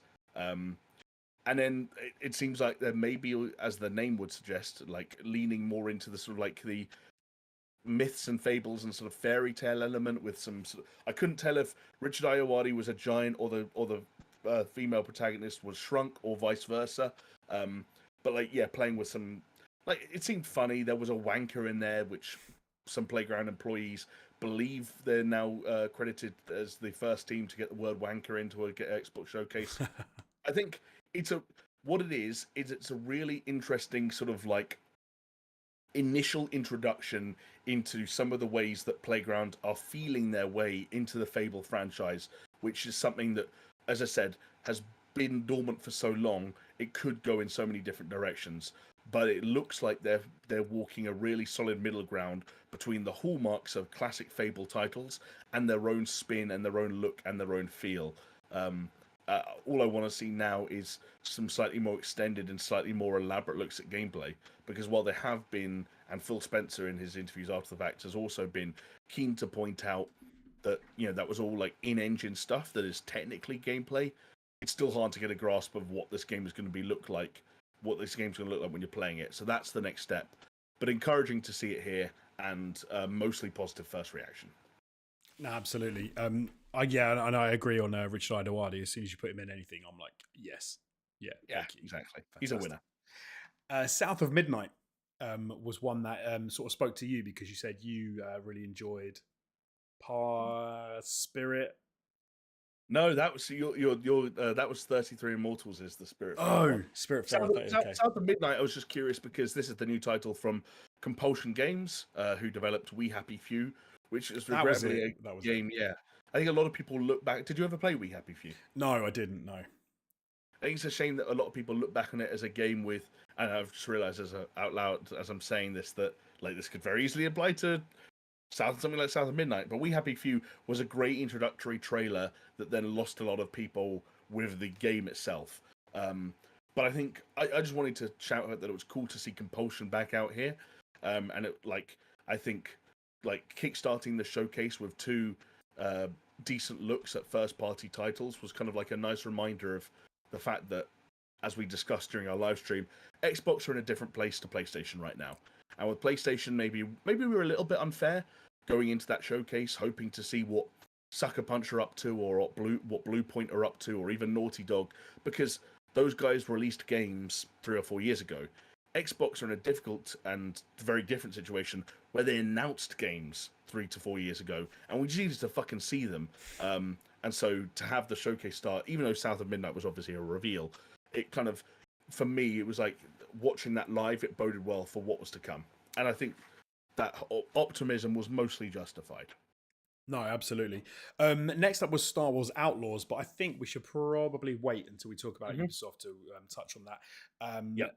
Persona 3 Reload. There was a lot of Persona. There's a lot of Persona. I think we just need to cover our bases, don't we, and say that people like Persona. Persona was here. I hope Persona people are happy. There you go. Yeah, that'll do. Yeah, if we're skating over anything, if we miss out anything, it's just for time purposes. So yeah, we're not missing things out on purpose. Actually, I'll mention briefly 33 Immortals, because I mentioned it before. That was the one that you were saying reminded you a bit of, or you enjoyed Spiritfarer. Yeah, it's from the developers of Spiritfarer. That was one of my favorite games of 2020, I think it was.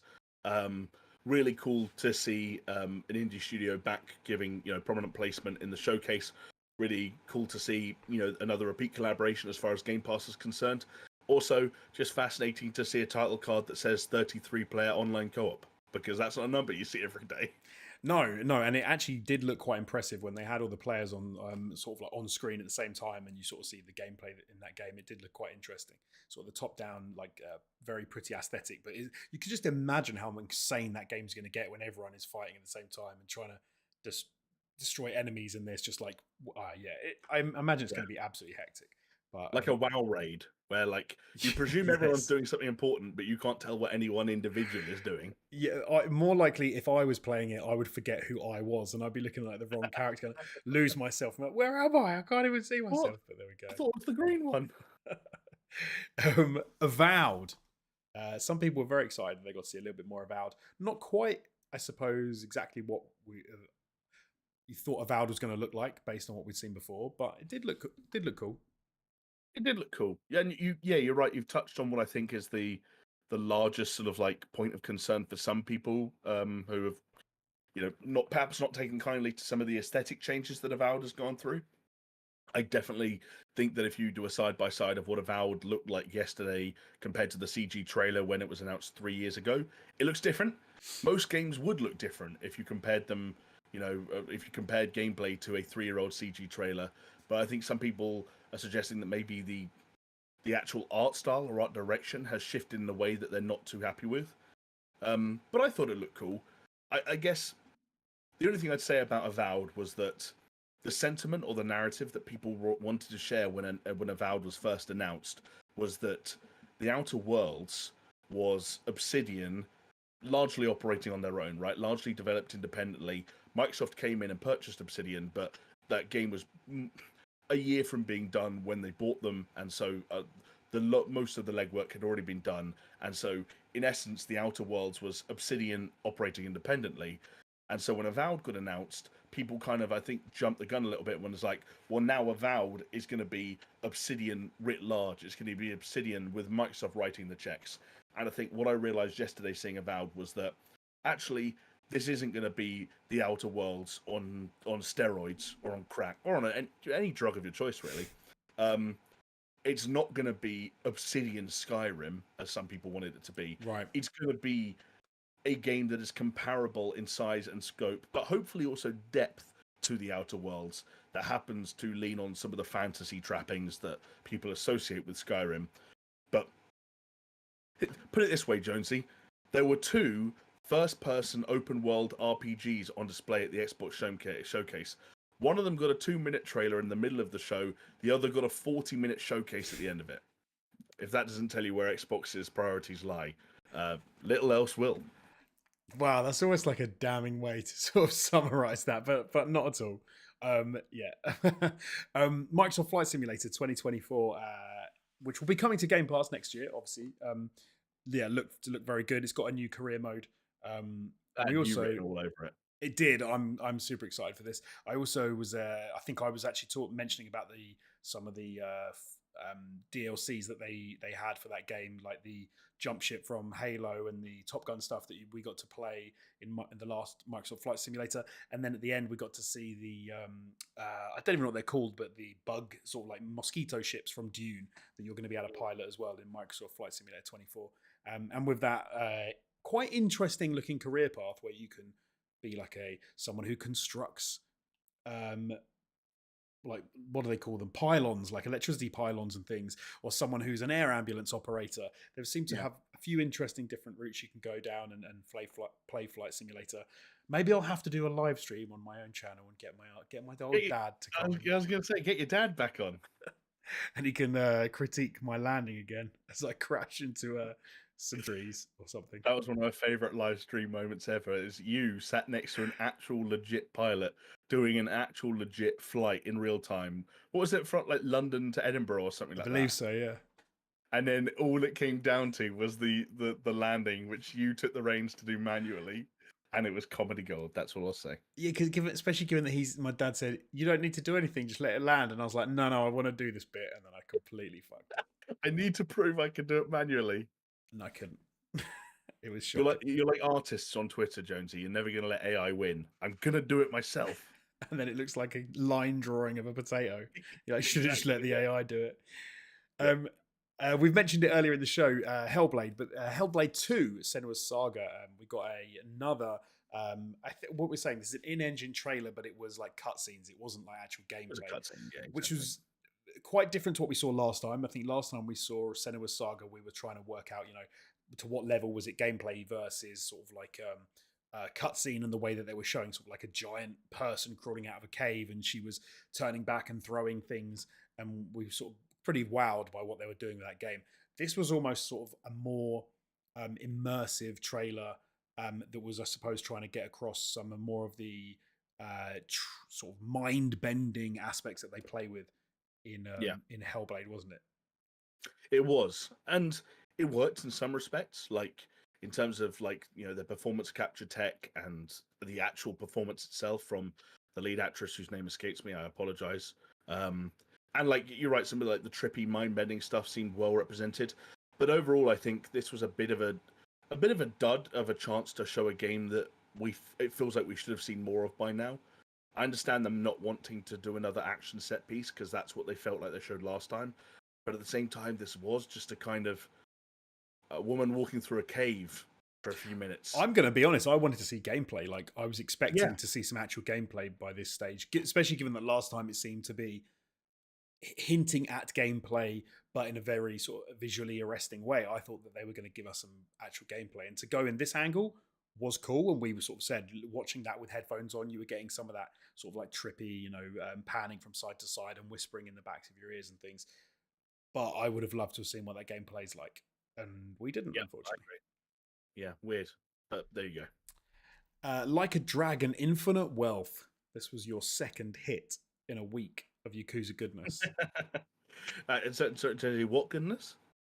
Not Yakuza, not Yakuza Exactly. goodness. Because what is it now? Like a Dragon, Exactly, and it's made by who? Infinite Wealth, Infinity No, Wealth. it's made by Ryu Gagatoku, which is Japanese for Yakuza, nope, like a dragon. like a dragon. It all makes perfect sense. But I've got no fucking yeah, idea. like this was one of those things where I think because we saw the Gaiden game earlier in the week, I was like, oh, we probably got our fill from these guys. But no, we got to see what looks to be the next. Well, I think it's been confirmed to be the next mainline Like a Dragon game, Infinite Wealth, which I think is going to be a sequel to. Bear with me here. It's gonna Like a Dragon Infinite Wealth is going to be a sequel to Yakuza Like a Dragon, as it was known here in the West. Um, but it's great because I mean, like that's a fantastic cast of characters to continue to make use of. The comedy in this trailer as was Austin Powers esque, which is already sort of like pitch perfect for someone like me who is never grown up. Also, very curious to see how they've managed to switch setting to something that looked like or read like somewhere in America. I don't know how that happened, but I'm looking forward to finding out. And also crazy that like the studio's sort of work ethic in that Like a Dragon Ishin came out earlier this year. Gaiden, like the man, is it the man who has no name or the man who forgot his name? The man who has Uh, erased his name. the man who erased his name. That's coming out, I think, like in the next few months, like this fall, and then this is coming out in early 2024. So we might get three not quite Yakuza games in the space of 12 months, depending on release date specifics, which is crazy, but also cool. Yes, no, it is. As you say, it is crazy, but it is also very cool. And yeah, just a cool series. Like I have no idea what the naming set strategy is with these games. I'm so lost. Anytime I think, oh, I could pick up what's the latest one, and then I just have to like do a deep dive and try and figure out in what order they come out because their naming strategy is so confusing with what they've done with the Yakuza games. But there you go. It's just it was the change that fucked them up. Like, I understand wanting it to be the same in the East and the West, but the fact that they've now given it a new mainline title that is the same as a previous game's subtitle that also coincided with them dropping the numbering just fucked everything up. Jusant or Jussant. I'm going to go with Jusant. I'm going to assume it's Rosant. French. Jusant. This was the cool ass climbing game that we were sort of saying it does. Had a very interesting aesthetic. It looked like it could be something interesting, a little bit special, maybe. Yeah, like people like to deride climbing when it comes to games like Uncharted or Horizon, but when climbing becomes the game, as we've seen in whether it's sort of like slightly more like fun or accessible titles like Grow Home, or as you mentioned during the live stream, even some of Bennett Foddy's work like Getting Over It, then all of a sudden you're dealing with something quite different, right? Where it becomes the challenge. And the way I think they showed in this trailer, it seemed to be anyway that you were going to be sort of summiting. I don't know if that's the right word if you're not reaching the summit, if you just reach like a middle level, but there you were climbing to sort of like towns or cities or these quite impressive looking places. Um, that gives you a little bit of that dopamine hit as well when you get to a nice sort of impressive vista. You can turn around and Yeah. appreciate how high you've climbed.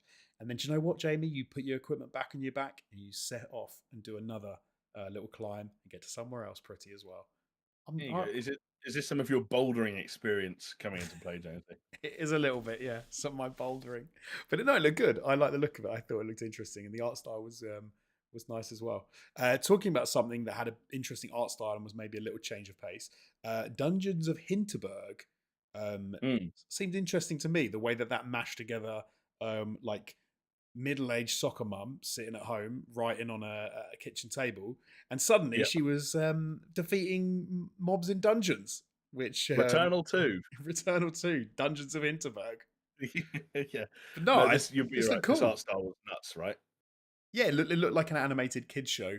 But then yeah, it went into a full on like dungeon roamer, which was interesting. I'm not quite sure what you're going to be getting from those dungeons to take back to your semi-detached two up two down house in the suburbs, but it looked cool. Probably a bottle of a very dry white wine.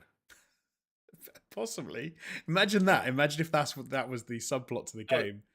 Jonesy, nobody knows women in their 40s like I do, and they love the driest of dry white wines. Pinot Grigio, yes, fucking please. Large glass, if you will.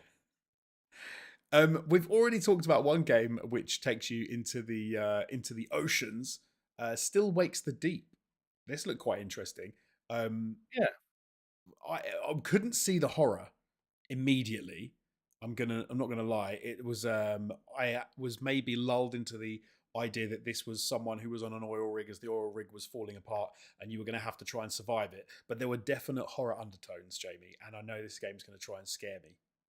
Yes, which kind of puts you in a weird sort of like situation of like, well, actually, I don't know how I feel about being scared. But then I guess that's part of the fun, right? That's from what I understand about horror enthusiasts. That's actually what they like, as odd or as unappealing as that might sound. Um, but I also say for what it's worth that like a completely isolated oil rig in the middle of an ocean is like kind of like what we were saying about earlier about Under the Waves is like that perfect kind of isolated claustrophobic setting for a horror tinged adventure. So yeah, one to keep an eye on. One definitely to keep an eye on is Cyberpunk 2077 Phantom Liberty, the DLC, which will be Oh coming out boy. in September. Um, this is an interesting one. So, okay, we're gonna have to try and unpack this a little bit because you've read more than I have about not just Phantom Liberty, but kind of what's going on with Cyberpunk in general. So, to attack the DLC first. So, okay, this is a DLC which kind of slots into the campaign of Cyberpunk. It's not happening right at the end; it's happening somewhere in the middle, and you should be able to access this DLC or this mission in Dogtown, sort of not having finished the main game. It follows a path whereby the president is shot down and V goes in to like get the president out.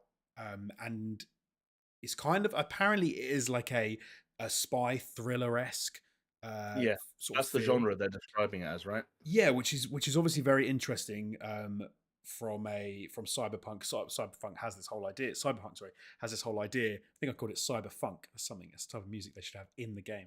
That's a whole nother game that I want to play. Um, they obviously have the way that you can attack missions like in different ways. You don't just have to go in loud; you can sneak in. But this is they're going for spy thriller, and this introduces Idris Elba's character, which Solomon Reed.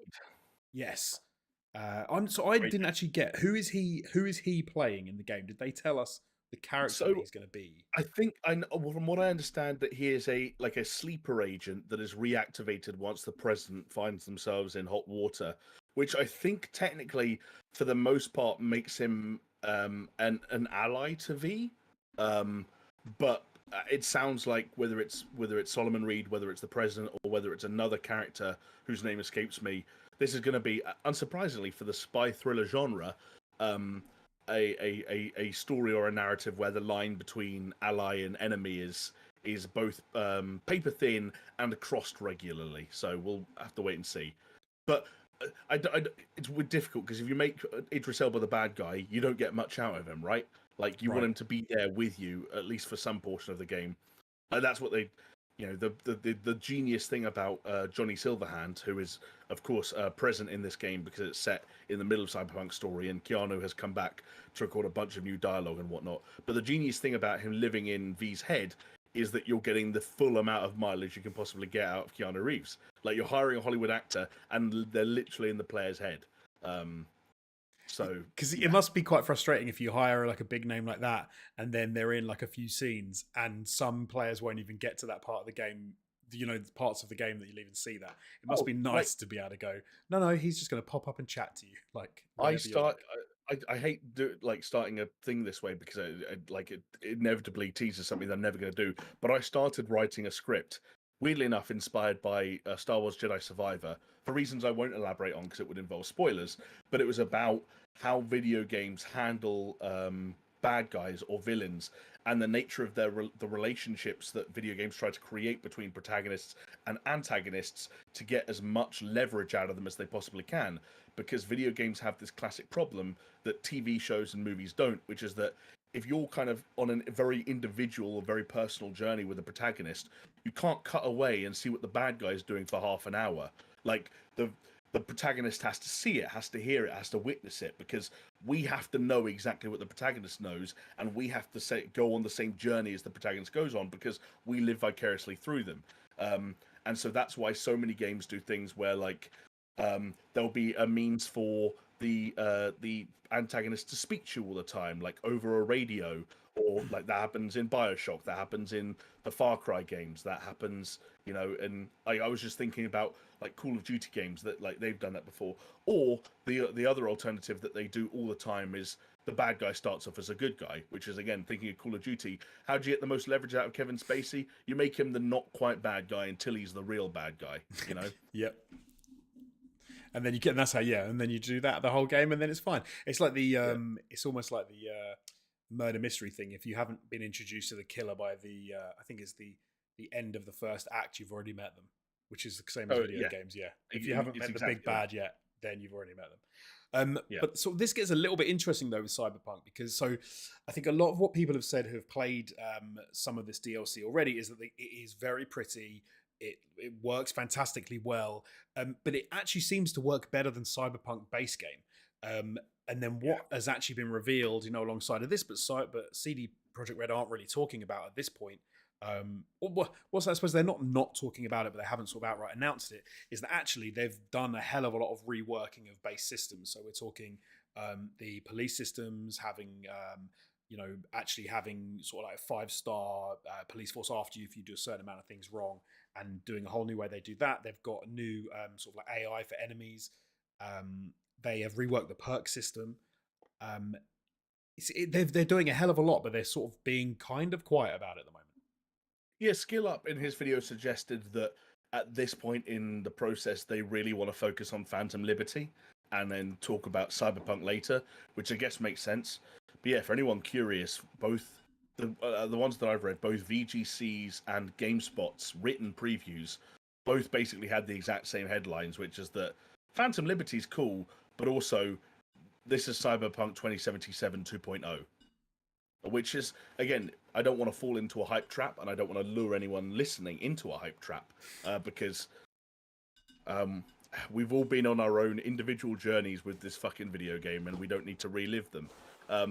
But I'm very curious to see. I'm very curious to see what Cyberpunk 2077 looks like when this DLC releases. That's all I'll say. Yeah, no, agreed, 100%. If you didn't get your fill of Persona 5 yet, Metaphor Refantasio um, is coming from Atlas. It's Atlas, isn't it? Is it Atlas? It Um, is Atlas, yeah. so you can get another dose of this kind of goodness. I only want to talk about this because it's got a funny name. It's like the same thing we said about one of the Persona 5. Was it Persona 3 remake? It was like people like Persona, so I presume people like Metaphor Refantasio. This is one of those. I hope they're happy. There you go. That's all we need to say about it. But look, the show ended up. We then said at the end, like, is there going to be one more thing? Are they going to do one final announcement before the end of the show? And they did kind of, because they had the Xbox Series S Carbon Black, which they showed off, and they talked about the fact that you can get a 1 terabyte expansion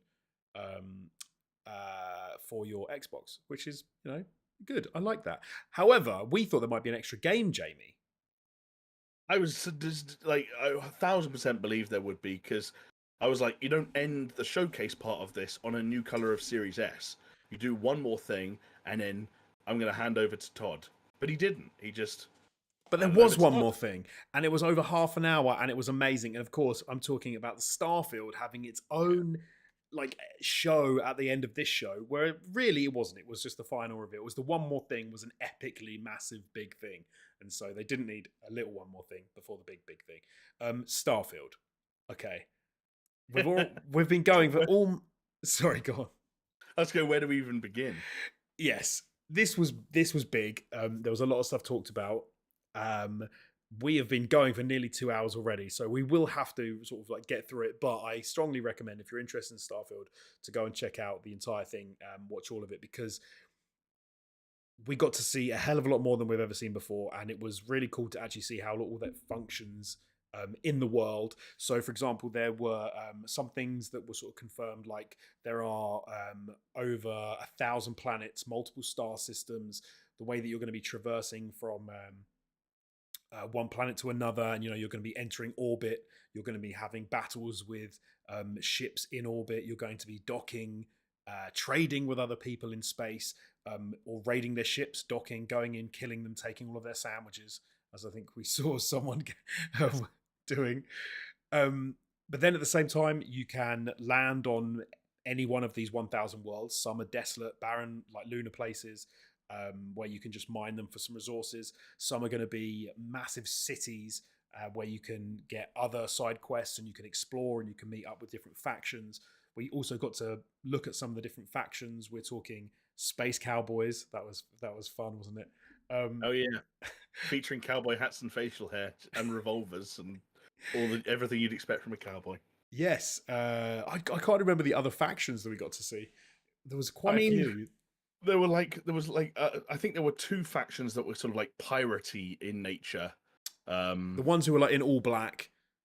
Yes. God, they almost looked like some weird high security kind of outfit, didn't they? Almost like a what do they call, like a PMC almost vibe.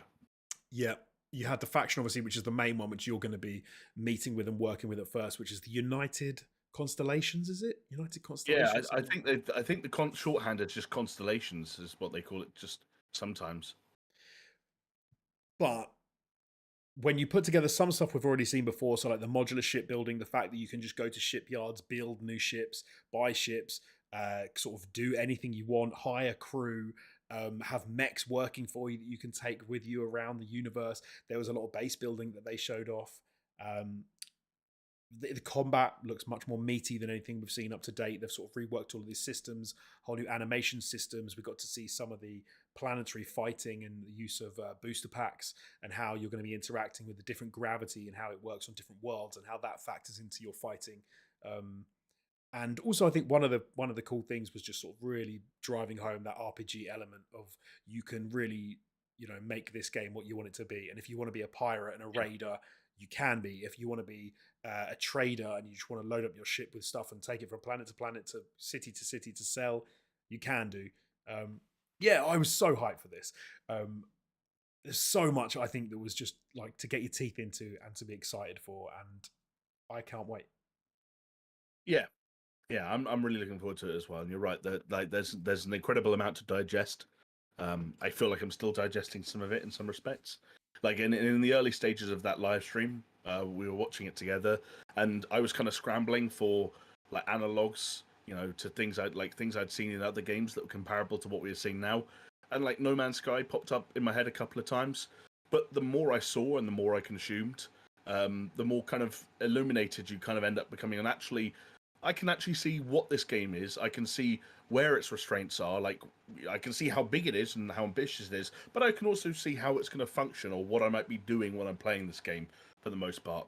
And I think the most like illuminating element of that whole showcase, direct, whatever you want to call it, was right towards the end. I think there's a very simple line from Todd Howard, which is just what it's. I can't remember it verbatim, but it's words to the effect of, "This is like a Bethesda RPG that you know and love on a scale of which you've never seen before." And I was like, do you know what? Like, yeah, I can see all the routes and all the, I can see how outpost building on a planet might be similar to outpost building in Fallout 4, for example. I'm sure it's been improved, but I can see how a lot of this stuff is born from the systems you've experimented with before. But you're absolutely right in that it looks like you're pushing things to the nth degree in just about every which direction. You've got the time and the money and the scope to do so. And that's, those ideas and that ambition, if it all pays off, will lend themselves to an incredibly expansive, an incredibly large video game with a little bit of something for everyone, that I really hope lives up to all the expectations. And I hope, circumvents some of the trademark Bethesda jank. I hope the people who love complaining about 30 frames a second on consoles are able to dry their tears in time for release.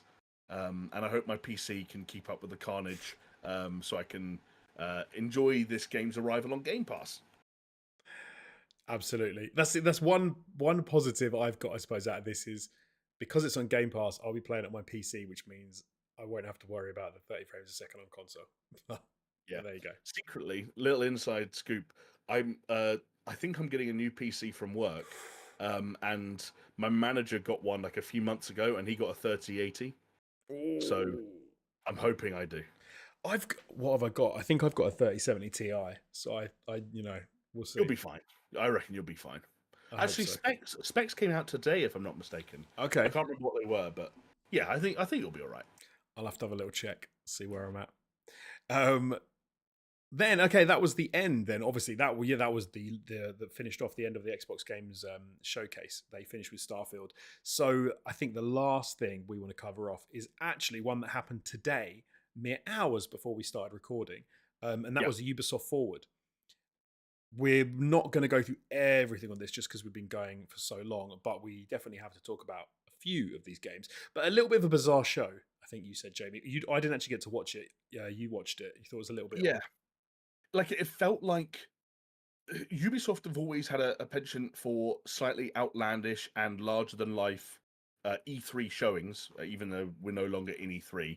And Ubisoft, of course, leaving E3 was arguably one of the last things that caused the ESA to cancel it outright. But that's another story. But this didn't even feel like an old school Ubisoft showcase. This felt like an E3 showcase from like the kind of the 2010, 2011, 2012 era, where like shit is just awkward and stilted. Like that you could tell there were a lot of production difficulties. They went with this really weird choice where it was a live show happening in what looked like a very small room, but that they would cut to like an alternate feed for the trailers, but that feed seemed messed up and a lot of the audio channels on the trailers didn't come out right.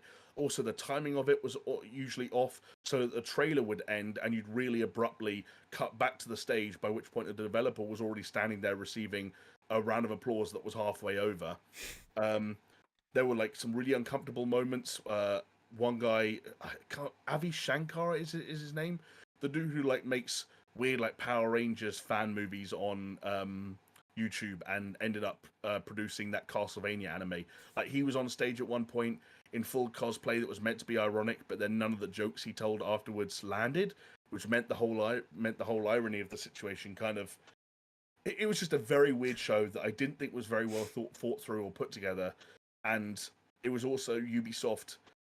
To wrap up everything that we're not going to talk about, it was Ubisoft, I think, in spite of how cool some things looked, struggling to get themselves out of a hole that they have created for themselves, where like they still have to talk about some of the weird free-to-play or mobile games that they've got going on because they've committed to those now. They still, for some fucking reason, have to feel like they have to mention Skull and Bones. We were joking before the thing, like I don't think you even talk about Skull and Bones in my opinion. If I'm organising this Ubisoft Forward, they went one step further and had a fucking band come out and sing a Skull and Bones sea shanty. Like, so Maybe because they didn't want to talk about it, they're like, we'll just sing about it instead. I don't acknowledge it. Do what they did to Beyond Good and Evil 2, Jonesy, and just stop acknowledging it exists until like it's more until you know it's fucking happening. So yeah, a bit of a mess of a show, a lot of middling games, a lot of like shovelware that I think they just need to get out of their system. But to go full circle, 2 or 3 things that look promising. Yeah, so let's talk about the things that look promising. We've actually already spoken about Prince of Persia: The Lost Crown that we saw in Summer Game Fest. We won't be touching on that here, even though obviously Ubisoft game. So first up, let's talk about Avatar: Frontiers of Pandora. Mm. So I watched the trailer for this just before coming on here because I didn't actually watch the show, and I'll set you up because then you can tell me your thoughts on it. Because my reactions were as to actually finally getting to see like a decent chunk of gameplay of this game. A very pretty world, as you would expect. Yep. Some interesting ideas and like concepts, and trying to put those things together about being one of the Navi and actually riding around on those alien animals and sort of. But then I suppose it seemed to then get a bit odd for me and a little bit jank when it came to the actual combat and the fighting where you're sort of like fighting mechs and you're trying to take out helicopters and you're trying to I don't know, there just seemed to be a little bit of I wasn't quite expecting them to go that route with this game, and it didn't look as good as I was anticipating. I'll tell you, okay, here's an example for what I'm trying to say. When you look at like Horizon, Yeah. that is the level that I thought that they would be going at. And it's like when you talk about combat and things like that, that would make total sense to me. This didn't look like that. This looked like quite a lot worse, if I'm being Okay. really harsh. No, do you know what? Actually, we're closer to being in agreement than I thought would be. Um, and your Horizon argument is actually really apt. Like Horizon is a game that takes bows and arrows and slings and traps and stuff like that and makes them work for the duration of what is a very long game. Avatar: Frontiers of Pandora has actually clearly got cold feet about the prospect of slings and bow and arrows because they have created a very conceited narrative hook where you are playing as a Navi that was kidnapped by humans at birth, trained to use human weaponry, and can now therefore wield assault rifles, shotguns, and rocket launchers, which I think lends itself to the slightly off-kilter feeling that you were getting where, oh, I'm a Navi, I'm a blue person with a bow and arrow riding on this majestic, weird dragon creature, and everything's lush and everything's green, and this is beautiful rainforest. And now I'm going to land in this factory and shoot everyone with an assault rifle.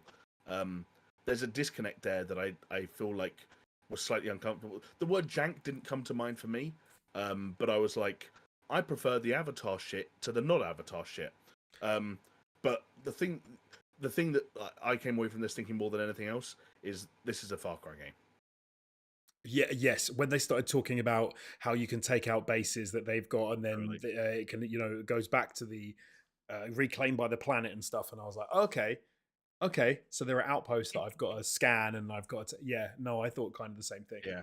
I will throw them a bit of a bone. So what you said about the weird sort of juxtaposition of the Navi with the assault rifle. So did you see the last Avatar movie? I did not.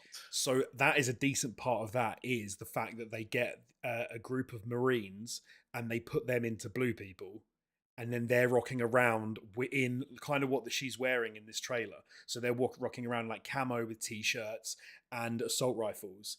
Okay. So that I kind of was like, all right, there's even a couple of scenes of this where that they've taken right out of the film, whereby you are sort of like leaping through the air, shooting them with an assault rifle. I think like Jake Sully's character sort of does both in the film as well. So, and then you have the Marines that just go full on assault rifles, shotguns, and then you have the other Navi who have obviously the spears, the bows and arrows. But it just didn't come together for me in this trailer at all. It just jank is maybe the wrong word. It didn't seem like impactful and cool, and like some of the graphics seemed a little off to me. Some of the way that you were doing some of the combat just seemed a little bit I don't know.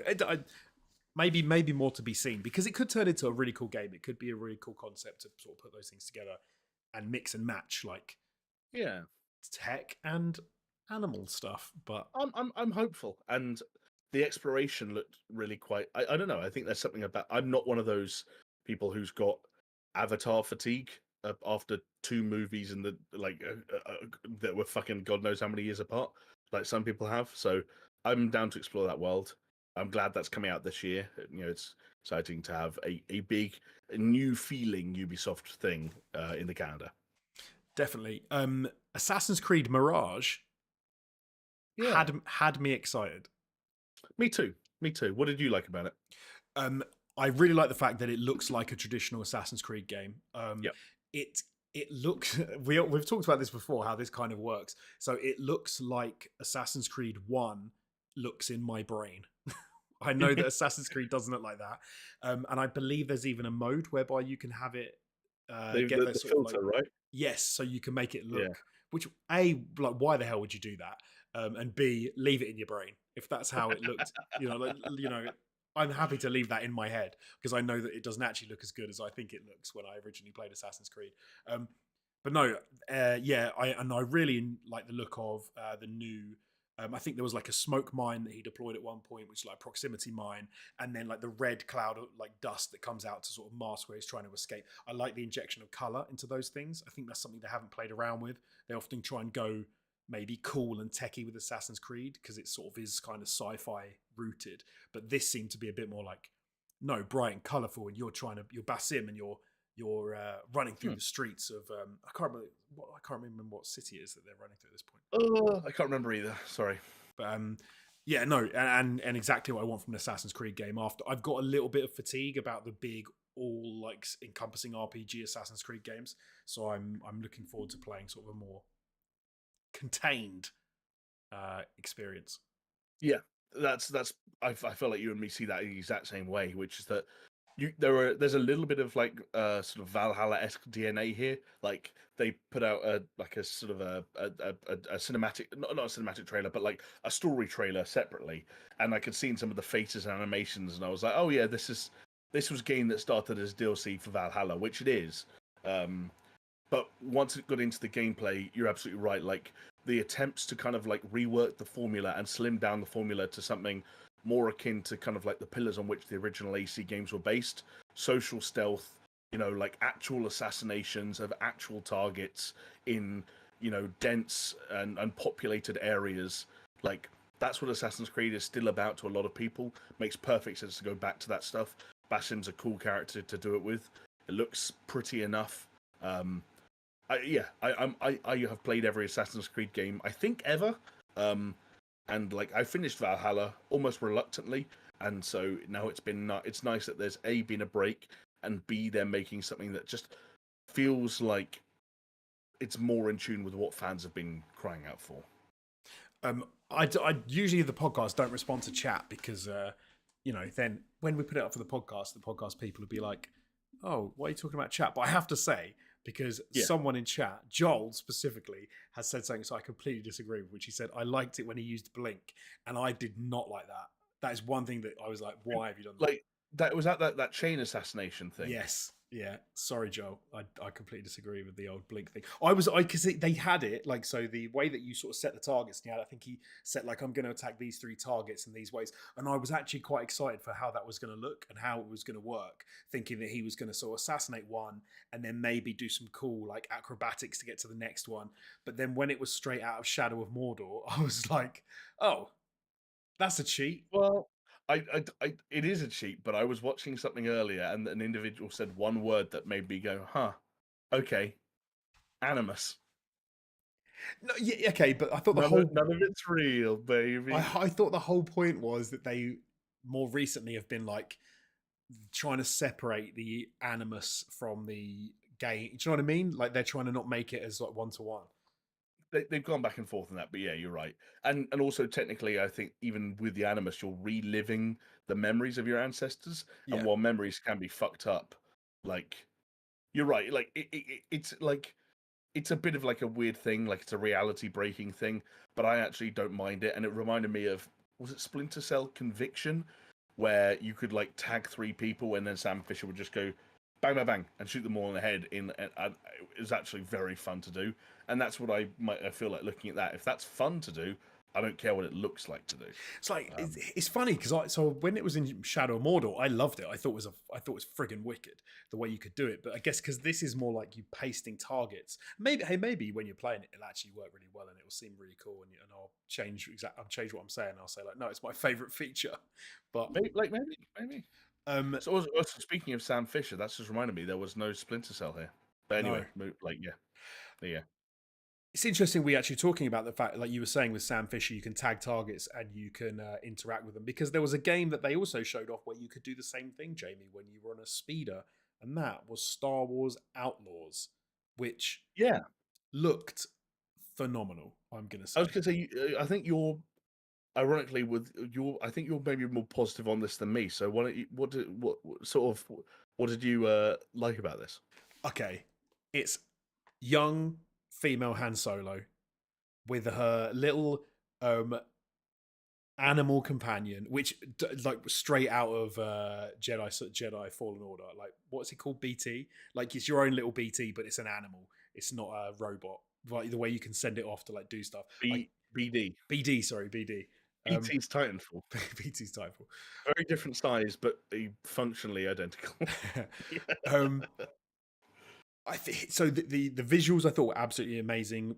I wasn't expecting it to look as good as it did. Star Wars is such a rich lore that you can draw from, but at the same time, it's got to look Star Wars. And I think from the first shot, I was like, yeah, this looks completely Star Wars. Like I was really enjoying sort of like how the level was laid out. I'm sure they started the demo from that point in order to show the fact that it looked that good and it looked like Star Wars. I'm sure that's why they did it. But I was the third person like cover shooting, the way that the blasters would work and they sounded. I think the person playing was some of their aim was a bit off. I'm not sure if that was on purpose. I did wonder if that was to like try and show something, but I couldn't quite figure why they were choosing to like not shoot enemies in proper. I don't know. Am I being mean? Like, was that they could have recorded that bit of footage again? I don't know if you're being mean. Like, I don't know. Like, yes, it's like fun. Yeah, of course, if you're recording gameplay for that specific purpose and you wanted every single shot to land, you can make there are ways to make sure that happens. So you got to imagine it's like it's by design. If it doesn't pay off, or they couldn't be bothered to re-record that segment, or what? I don't know. It just made me. I didn't notice the aim being that weird. But then again, like, if you're making a Star Wars game, someone landing 1 in every 50 shots is lore accurate. It was just a part where they, for some reason, they were trying to headshot someone who was hiding behind cover. And I think actually what they were trying to say was, look, the enemy's hiding behind cover, but they noticeably were shooting at the cover rather than aiming a little bit above. Right, okay. Just, I don't know, just a little weird. But no, but the way that, you had like stormtroopers or whatever they were hiding. It wasn't stormtroopers. What was it? It was like hired guns, I think it was. Like guns for hire, I think that's the name that popped up. Right. And had them sort of like getting into cover while you were shooting at them and trying to sort of like quickly escape, get on your speeder. I'm guessing that it's like a hub world layout. It's open world. Oh, it's open. Okay, open world. That's one thing that we missed. It's been confirmed as the first ever open world Star Wars game. Is how they're touting it. Fair enough. Which is interesting, right? Yeah. When absolutely. you think about like the wanted system, they almost hinted at and things like that. Like, kind of changes how you think about a lot of those elements. Yeah, I just assumed like straight away. I was like, okay, hub world, it's going to be, this is how it's going to work. But on the planet stuff, I absolutely loved. I thought it looked great, sounded great. As I alluded to, the on speeder sort of like bullet time where they were sort of like tagging 2 targets and then she was like blasted them out of the sky, very low ground, as they were flying along. I loved all of that sort of stuff. Getting on board your ship, taking off and flying through atmosphere, Jamie, which was something that Starfield couldn't pull off. The in-space stuff didn't quite look as good. It looked a little... I don't know what the right word is. Maybe a little stilted. And some of the fighting with the TIE fighters looked a little like it could use some love. I think stilted is a good word to describe a lot of this demo for me. Okay. As in, like, almost every single component of it, from like the third person shooting elements to the speeder shooting elements to even some of the traversal and then the dogfighting at the end. Everything just looked like it could use a little bit of WD-40 just to loosen it up and Yeah. get it moving a little bit smoother. Nothing inherently wrong with any of it.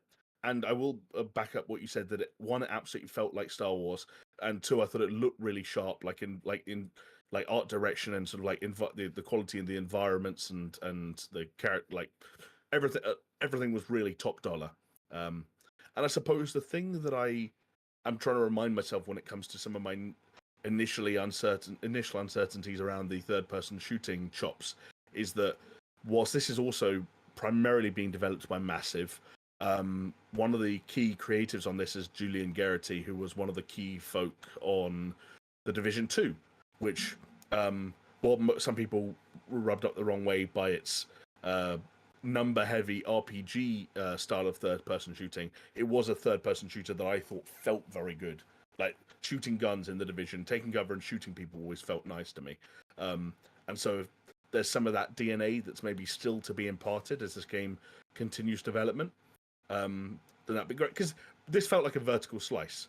Like this was a very manicured and very carefully considered 8 to 10 minutes that showed off all these different components of the gameplay, enough personality for you to get behind the protagonist, and cool, absolutely go out and make a vertical slice, show us something of this game, because fuck knows that this Ubisoft Forward needed it. I think it was the right thing to do. But I'm looking forward to seeing what that looks like when it's just had a little bit more time, just a little bit more time in the oven, a little bit closer to release. Maybe as far away as next summer for all we know. Because this is I think it's a 2024 game, but I doubt it's coming out in the first half of next year. I think they'd have. Oh yeah, that's just my gut reaction. And so it's like, if we're sat here again this time next year and they've got another 12 months of work on that game under their belt, I think it could look really, really nice. Promising, incredibly promising start is what I'm saying. Just not. It was a vertical slice though. Yes, yeah. It is funny because anytime you look at sort of gameplay footage, obviously you can see what they're doing and you can see what the characters are doing, how things seem to be working, but you have no idea how it feels. And it could be that because Totally. you get that strange thing that you can have a game that looks absolutely incredible, and when you get your hands on it, it feels like an on rails, zero freedom, like really badly to control game that is horrible to play. And you can have a game that looks totally different, that looks like a piece of crap, but then when you play it, it feels fantastic and it's really slick. So no, you're absolutely right in that it could be, they absolutely can nail the visuals, but it could feel very different to actually play it for yourself. But no, yeah. I think I'm with you. Like it looks like they're in a very good place to take this further. It's going to be interesting to see what they do with, now that you said it's open world, I'm like, okay, I'm interested to see how that develops and how that sort of plays out. Yeah, especially again, like when they put the tagline out, and I've just double checked, it's in like the description of the YouTube video, the first ever open world Star Wars game. You kind of have a moment where you're like, huh, I guess they're right, and wow, that must be a slightly daunting undertaking, but I hope they pull it off. Yeah, like that. That's tricky to even know what that really means. Yeah, in that looking back in my mind at what they've shown, I'm like, okay. Especially given, as you said, that demo ends with someone getting into a ship and going into outer space and dogfighting. So it's like, how does that tie up with this being an open world?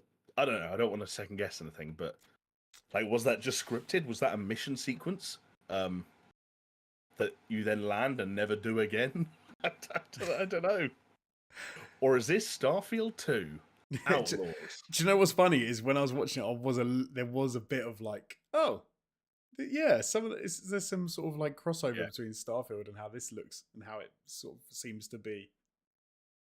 Well, by the way, one last funny thing, courtesy of the live show itself. Before the gameplay, that was the point that Eve got on stage to say, "Thanks everyone for coming. I hope you've enjoyed the show." And now for a look at our grand finale, and he called it Star Wars Outlook, which is very fun to imagine Eve sitting there in his office, imagining a team that had been developing like a Star Wars email sending simulator. And he's bitterly disappointed to see that it's actually just an open world third person shooter. Oh man, that's perfect. Like it's That is the most Ubisoft live TV thing at all. Eve gets on stage to thank everyone. He's got one line, and he calls his big finish game Star Wars Outlook. yeah, and, that's and then okay. and he goes, oh, and he thinks about correcting himself, but it's too late. People are clapping, and he just walks backwards. I'm gonna have to go and like watch that now just for that. Like I want to see it. Man. I wonder if they've scrubbed it from the internet. They're like, no one will see that, or they've dubbed it. It's like a really Yeah. obvious dub of someone doing a bad French accent, going, "Oh Oh yeah. please, Like a fucking 60s martial arts movie. yeah."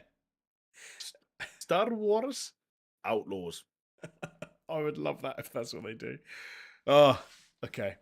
Anyway, this has been a bit of a beast of a show. I think we'll probably leave the rest of the a few other bits that we had, but we'll probably leave Oh them due to time. yeah, I think we covered the main things off. And do you know We what's nice did. about this, Jonesy? Is that we have gone so late that the Capcom showcase has started and finished since we've been recording. So I can tell you that Capcom showcase included more look of that Kunitsugami Path of the Goddess game that was at the Xbox showcase. Um, a demo for Ghost Trick Phantom Detective is now up on Steam. Mega Man X Dive Offline is coming to Steam and mobile. There's a bunch of Street Fighter stuff. Another look at Resident Evil 4 in VR. A new trailer for Pragmata, but that ended with a end slate that just said, "By the way, this game has been delayed," which was like, yeah, no shit. Ghost Trick demo progress carries over into the main game. There's another Ace Attorney trilogy coming out in early 2024. There was an Exoprimal trailer and confirmation of a second open beta, and they closed with Dragon's Dogma 2, but no release date. Well, there you go. That was very, Capcom, in a nutshell. yeah, very well done. Thank you for that little rundown on Capcom. My pleasure. Just wait, Jonesy. It's one less thing that we have to fucking talk about next week. So Yeah, there you go. That's true. Thank you so much, everybody. Thank you, Jamie, for being here and my pleasure. Thank you. being the voice of experience and knowledge. As I'm always grateful that you are. Thank you. We share that. Thank you to all of our supporters, to our patrons, and to chat on YouTube. Shout out to all of you who've been watching along with us as we've been doing this. And I don't think I'm forgetting anything else. It's very late now. It's nearly midnight. I'm tired. What can I say? We will see you again real soon. Thank you so much to everybody for joining us. See you later. Bye.